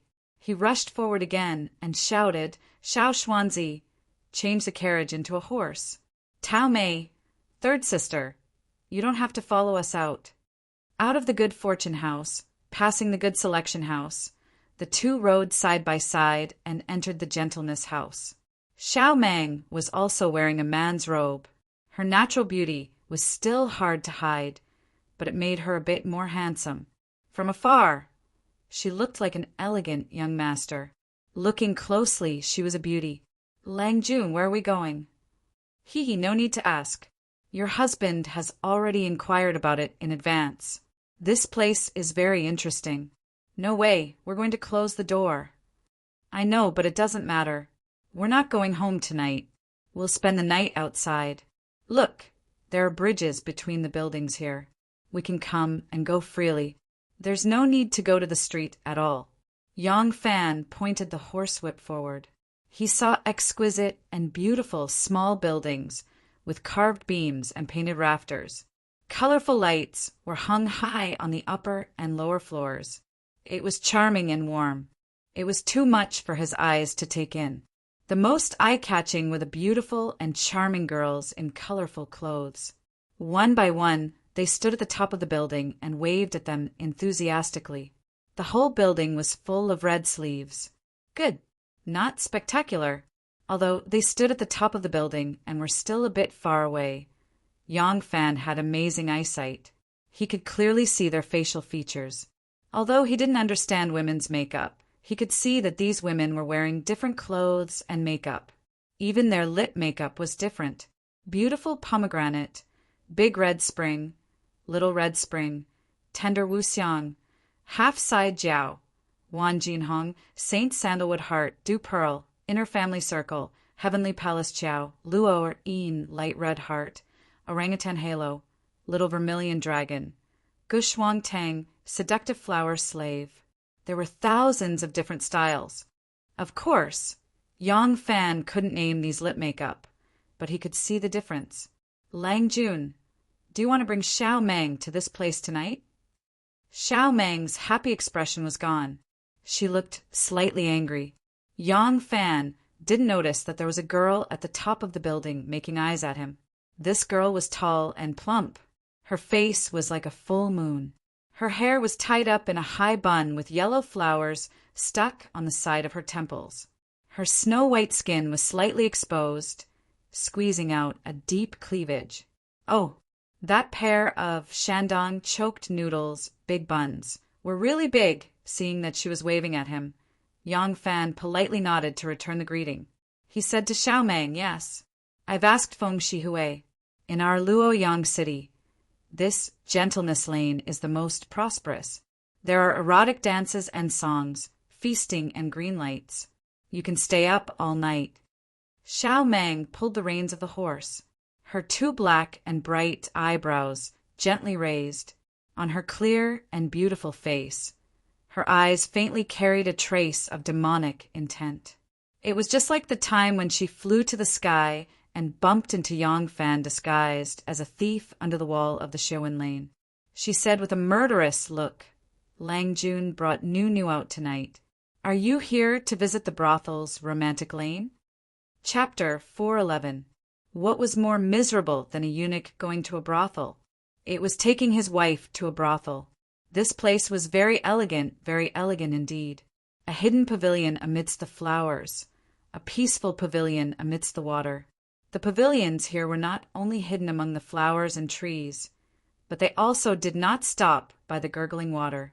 Sometimes by the water, sometimes by the flowers, they were built according to the local conditions. Being here, one would suddenly forget the mundane world. It was indeed an elegant place. Yang Fan, on the other hand, was very uninterested. Not far away, there was water, and there were a few red caltrops in the water. Under the shadow of the lantern, koi fish decorated the water caltrops, and the red caltrops also swayed, a little bit beautiful. There was a railing on the side of the pavilion. The shape of the railing was beautiful, and the curve was smooth. It was commonly known as the beauty lean. At this moment, there was a beauty called Xiao Man, leaning her graceful body against the railing. Her beautiful eyebrows mixed with the elegance of the garden. Not far away, there was a swing, gently swaying in the breeze. This was originally an extremely beautiful scene. Yang Fan originally thought that under the moonlight among the flowers, he would drink some wine with his wife, taste some delicacies, chant some songs, and then walk side by side in the garden, using the canopy of the tree as an umbrella, walking among the fragrant flowers. He would be as beautiful as jade on the cardamom branches, accompanying his wife to spend an unforgettable romantic night. But the ideal was very full, but the reality was very harsh. From a distance, the sound of stringed instruments interspersed with one or two enchanting laughter constantly reminded them this was a brothel.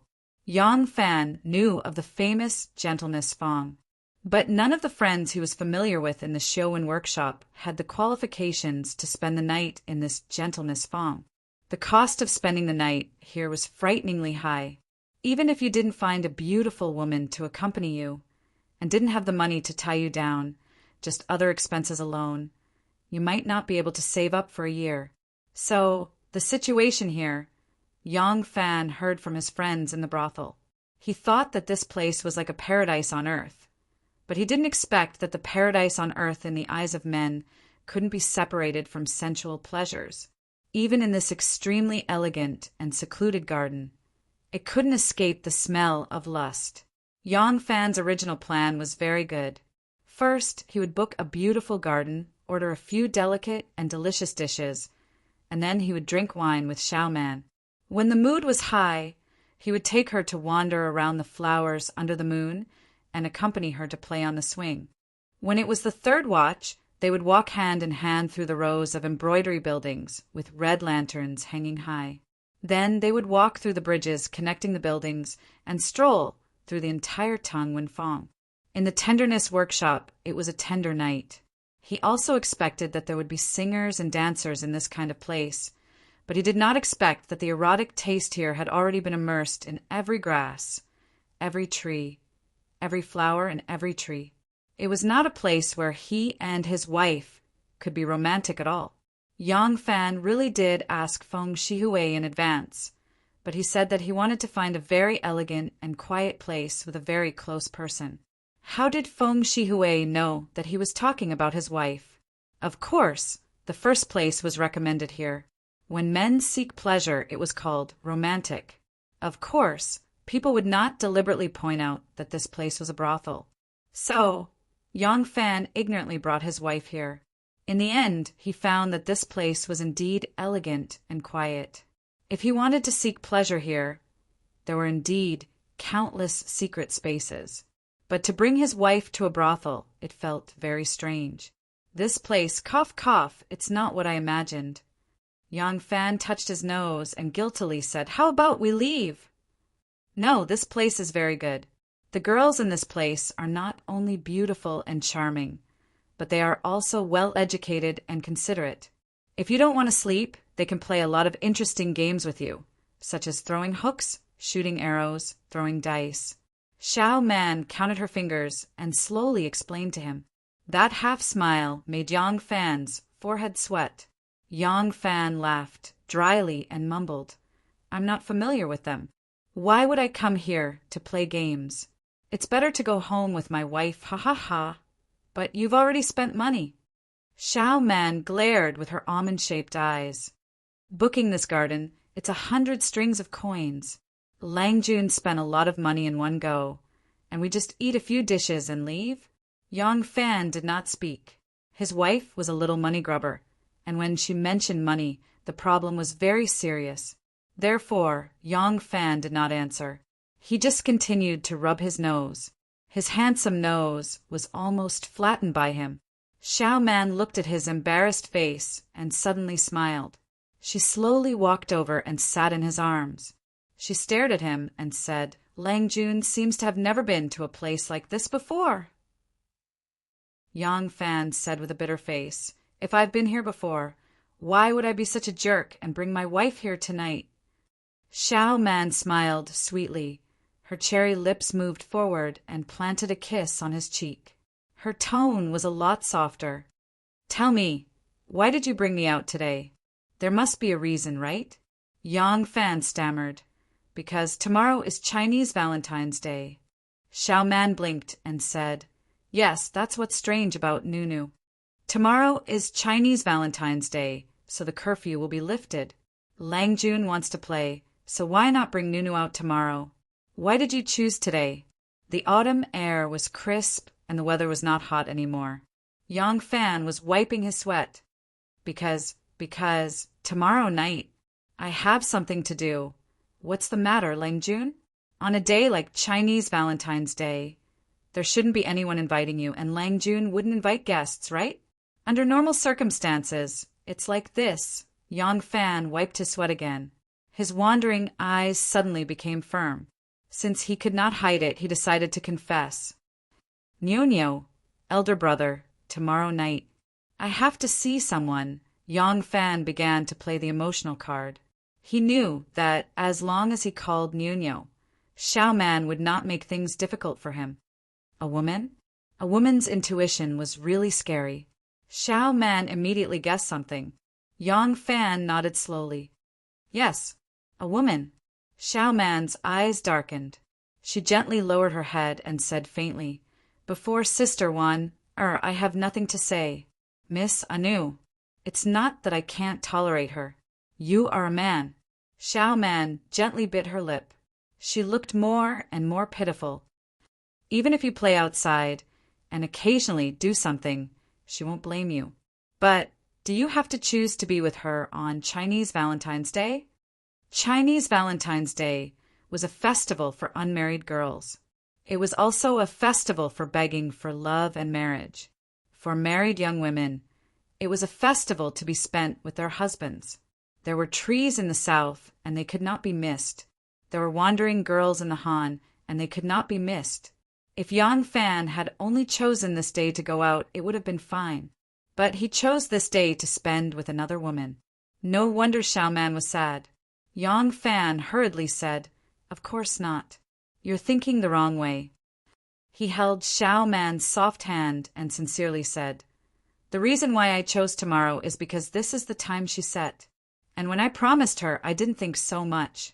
You also know, men are sometimes very careless. But I'm not going to see her tomorrow to flirt with her. Xiao Man raised her head and looked at the night sky outside the pavilion. There were many stars twinkling in the sky. A bright Milky Way ran from north to south, dividing the sky into two halves. On the east and west sides of the Milky Way, there was a shining star facing each other across the river. It was the Altair and the Weaver Girl. Xiao Man looked at the Altair and the Weaver Girl in the sky and softly said, Princess Taiping? Yang Fan nodded seriously and said softly, There are some things that must come to an end. Only after it is settled can I feel at ease. Xiao Man looked down at him. Her eyes were shining like the Altair and the Weaver Girl in the sky. Lang Jun, you don't have to explain so much. Of course I believe you. If a man wants to hide something from his woman, the more you ask him, the more he will lie to you. Smart women, it's better not to ask. Yang Fan looked at her in surprise. It seems to make a lot of sense. When did you realize such a truth? Xiao Man rolled her eyes at him and said angrily, You're showing your foxtail, aren't you? I didn't think of this. It was Madame Wang who told me. Xiao Man glanced at the pond. A fat golden carp jumped up and swung its tail. With a splash, it dived back into the water, causing a lotus branch to sway. Xiao Man sighed softly and said, Lai Junchen has been demoted to Tongzhou to join the army. Madame Wang has also followed me to the post. I have one less person to talk to. Yang Fan laughed dryly. He rubbed his nose and said, You have one less person to talk to, and I have one less thing to do. If the person you can talk to returns to Luoyang, I'm afraid I'll have to be a busybody. Xiao Man wrinkled her nose at him. A gentle smile suddenly appeared in her eyes. It was as if the entire Milky Way was reflected in her eyes. It was stunningly beautiful. You are going to see her tomorrow, so you want to accompany me tonight? Yes. A hint of shame appeared in Yang Fan's eyes. His first kiss was given to Taiping, his first love was given to Anu, and his first night was given to Wan. As for Xiao Man, it was probably because of her first marriage and status. Only because of this, he felt even more guilty to her, because he should have been with Xiao Man on Mingyi. I promise you, starting from next Qixi, we will spend every Qixi together, under the starry sky. Yang Fan said so. Yes. Xiao Man snuggled into his arms and said sweetly, Lang Jun has never been to this red light district. Looking at your clumsy appearance, I'm very happy. Men always have things to do, and they are busy in a righteous manner. I'm very happy that Lang Jun can put Nu in your heart. I'm even happier that Lang Jun is willing to make such a promise to Nu. She raised her face, and her smile was brighter than the starry sky. In this world, how many girls can receive such care? So, does it matter if this is the wilderness, red light district, or a quiet and elegant place? What's important is who I'm with. There was a flat road made of solid yellow soil, and on both sides of the road were rows of elm trees. Standing on the upper floor of the brothel, one could see the overhanging eaves on the opposite side. All kinds of lights, high and low, inside and outside the houses, decorated the whole tenderness lane like the Milky Way in the sky. Here there were red candles, dancing and dancing, couples coming and going, people singing and moaning. There was also a pair of people holding hands, walking from one building to another across the bridge, like a cowherd and a weaver girl strolling on the bridge of magpies in the sky. It was not Chishi yet. This night belonged to only the two of them. However, the night covered Shao Man's face, and the drunk men and women in the brothel didn't see clearly that Shao Man was wearing a hairpin. So this enviable scene soon became a legend of Long Yang. Many of the pleasure seekers suddenly came to a realization in the midst of their life of luxury. Breaking sleeves and sharing peaches is true love. As a result, men in Luoyang became more popular. Chapter 412. The Double Seven Festival was the day when the cowherd and the weaver girl met at the Magpie Bridge. The weaver girl had skillful hands, so on this day little girls would often pray in the garden, hoping that the weaver girl would grant them a pair of skillful hands. The cowherd and the weaver girl were separated by the Milky Way and could only meet each other once a year. Therefore, this day was regarded as Valentine's Day by the world's lovers. It was widely recognized as a good day for lovers to make vows. Later, Baiji specially wrote this day in the Song of Everlasting Sorrow, on the 7th day of the 7th month in the Longevity Hall, when no one was whispering in the middle of the night. In the sky, we would like to be lovebirds. On the ground, we would like to be intertwined branches. The Tang dynasty could be said to be one of the dynasties with the most holidays. The other dynasty was the Song dynasty, which was a paradise for civil servants. Of course, this was the great Zhou dynasty now. However, in the eyes of many Tang citizens, they had always confused this great Zhou dynasty with the era name that the empress had to change every few days. They had no awareness of a change in dynasty. On the double 7th festival, every family would prepare fruits, wine, and food to worship the 2 stars of the Ox Lady. Now that the imperial court had also treated this day as a festival and had given everyone a long holiday, and even lifted the curfew, the Tang people who loved lively events would definitely not let go of this good opportunity to party all night long. Before the sky turned dark, the city of Luoyang began to be lively. Little girls in every family were threading needles, and spiders were not concerned about it. The whole city of Luoyang was decorated with lanterns and colored streamers, and all kinds of music and dances were performed. It was like the New Year, attracting countless people. Dingding Main Street, from the Duanmen to the Dingding Gate, was a straight line, 8 miles long and 500 feet wide. On the wide street, torches were lit, illuminating the world. The sound of metal, stone, gourd, and leather could be heard from dozens of miles away. In Chang, and the moon was like a mirror, and every family held a needle and thread at night. Fairy dresses and jade pendants were empty, and they could not meet in heaven and earth. Changshin was dark, and the night turned dark, and fireflies flowed in the jade steps and golden pavilions. Banji was full of sorrow, and the river watched the bullfight. The current Luoyang was even more flourishing than Chang'an. One could tell how lively it was without asking. In the face of such a magnificent scene, although Princess Taiping's appointment was to go boating with Yang Fan on the Luo River, she would not disregard the amorous feelings of Ding Ding.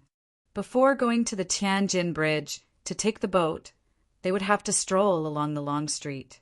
For the convenience of going out, Taiping was still dressed in men's clothing, but it was obvious that she had dressed herself up. Her lips were painted red, and her eyebrows were thin.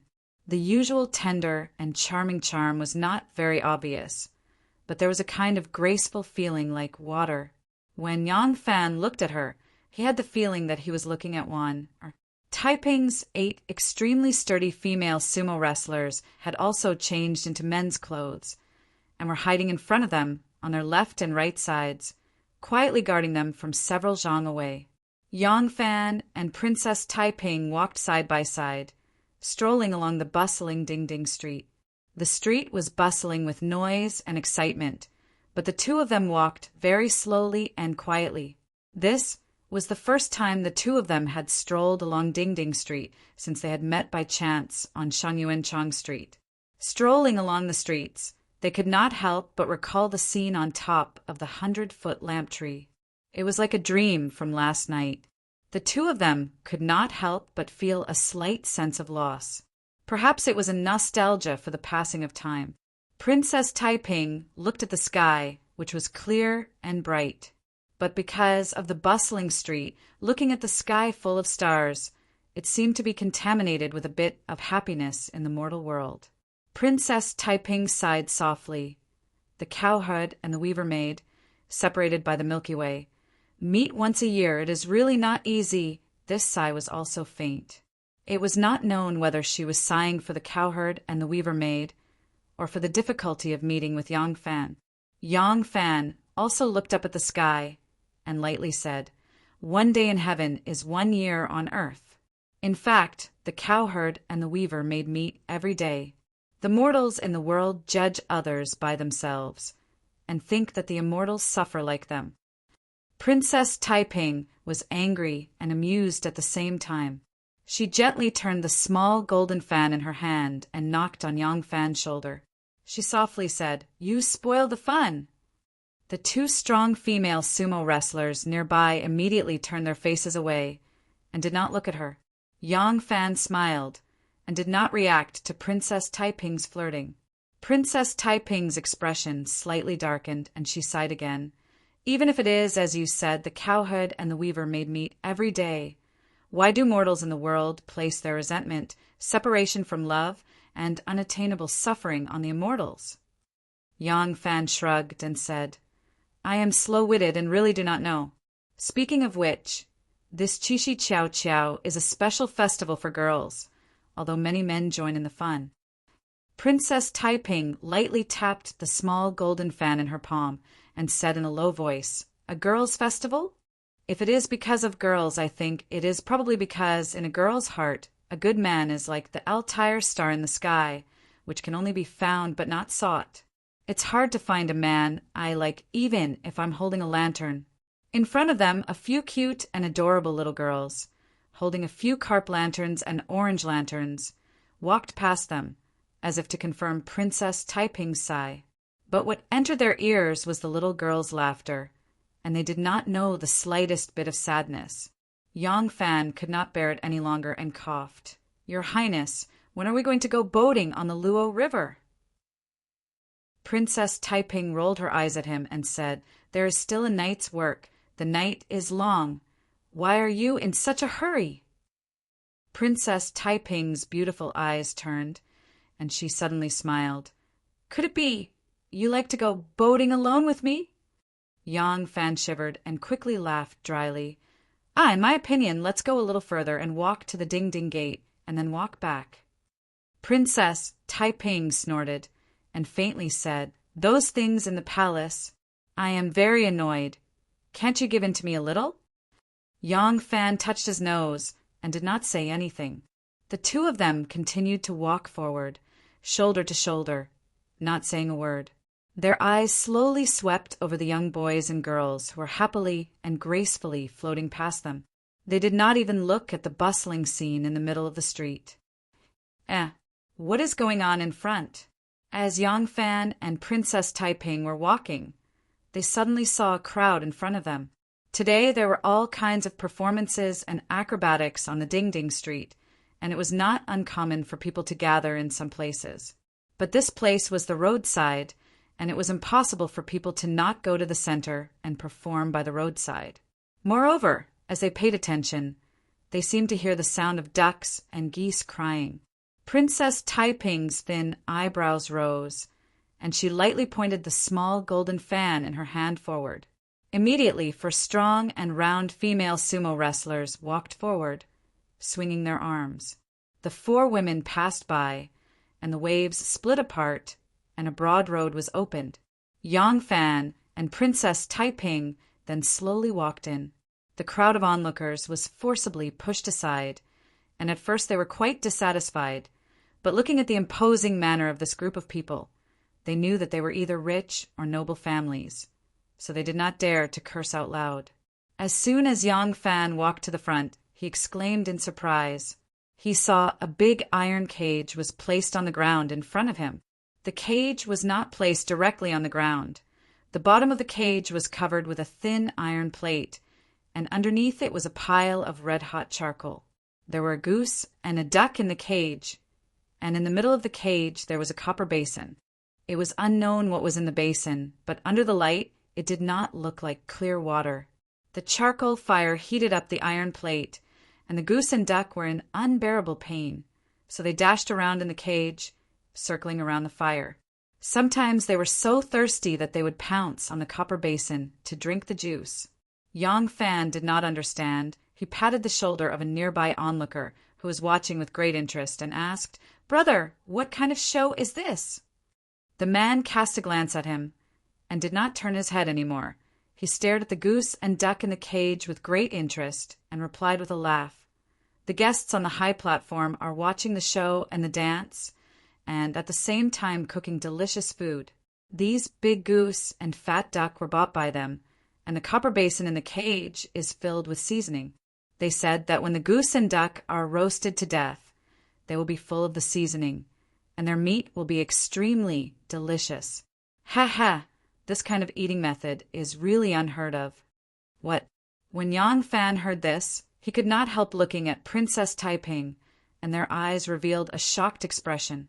Although ducks and geese were meant to be eaten, but using this kind of cruel method to torture and kill animals was also unheard of. The two of them happened to look at the high platform in front of them. The place where the platform was built could not be considered too close to where they were, probably because the ducks and geese's miserable cries were too noisy. The ducks and geese were flapping their wings and flying around in the cage. The goose feathers and duck feathers were flying everywhere. It was not a beautiful scene. But the candles on the high platform were bright. As if it was daytime, from where the two of them looked, they could see the people on the platform clearly. There were 3 people on the platform. 3 young men in embroidered clothes who were less than 20 years old, wearing embroidered clothes and a beard hat with an extraordinary bearing. The 3 of them were lazily reclining on a couch, pointing at the hundreds of men and women who were dancing and singing on the opposite side of the street, talking cheerfully and wittily. Under the light, with a cursory glance, they felt that the 3 of them were very handsome. One of them was standing on the side where they were standing. That person was about 15 or 16 years old. Still a young man, his delicate and pretty eyes were already very handsome. The other person was about 20 years old. His facial features were like a painting, so beautiful that he did not look like a man. Looking at the person on the outermost side, Yang Fan was immediately stunned. This person's appearance could not be described as delicate and handsome. That facial features was beautiful, clear and bewitching, charming and beautiful. The beauty of his appearance most likely not below on Nu and Shao Man. If one said that the young man in the middle was too beautiful to look like a man, this person was clearly a woman. The reason why Yang Fan did not compare Wan with Princess Taiping was because although Wan and Taiping were delicate and pretty, but that kind of mature woman's beauty had nothing to do with handsomeness. Handsomeness was a kind of beauty that was in between androgynous. Nu and Shao Man were slightly younger, so they were closer to this kind of beauty. When Yang Fan thought of the problem, a suspicion immediately arose in his heart. Perhaps this young man is originally a woman, changing into a carriage so that it would be convenient for him to go out. Yang Fan used his eyesight to look carefully.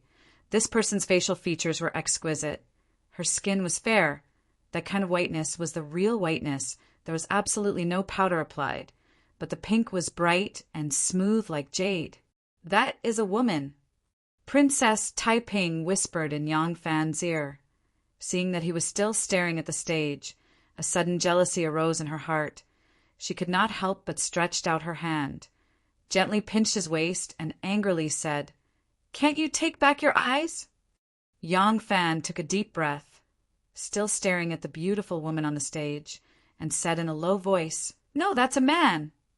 Princess Taiping followed his gaze and glanced again, said, "I am talking about the outermost one." Yang Fan said, "I am also talking about him." Princess Taiping Poochie laughed, said, "Nonsense, what kind of eyes do you have? If he is a man, I don't know how many women will be embarrassed to death." Humph, humph. Do you want to bet if he is really a man, I will gouge out this pair of eyes for you? Yang Fan turned his head and seriously said, "Princess better not set this bet. He is really a man, because I have already seen his Adam's apple."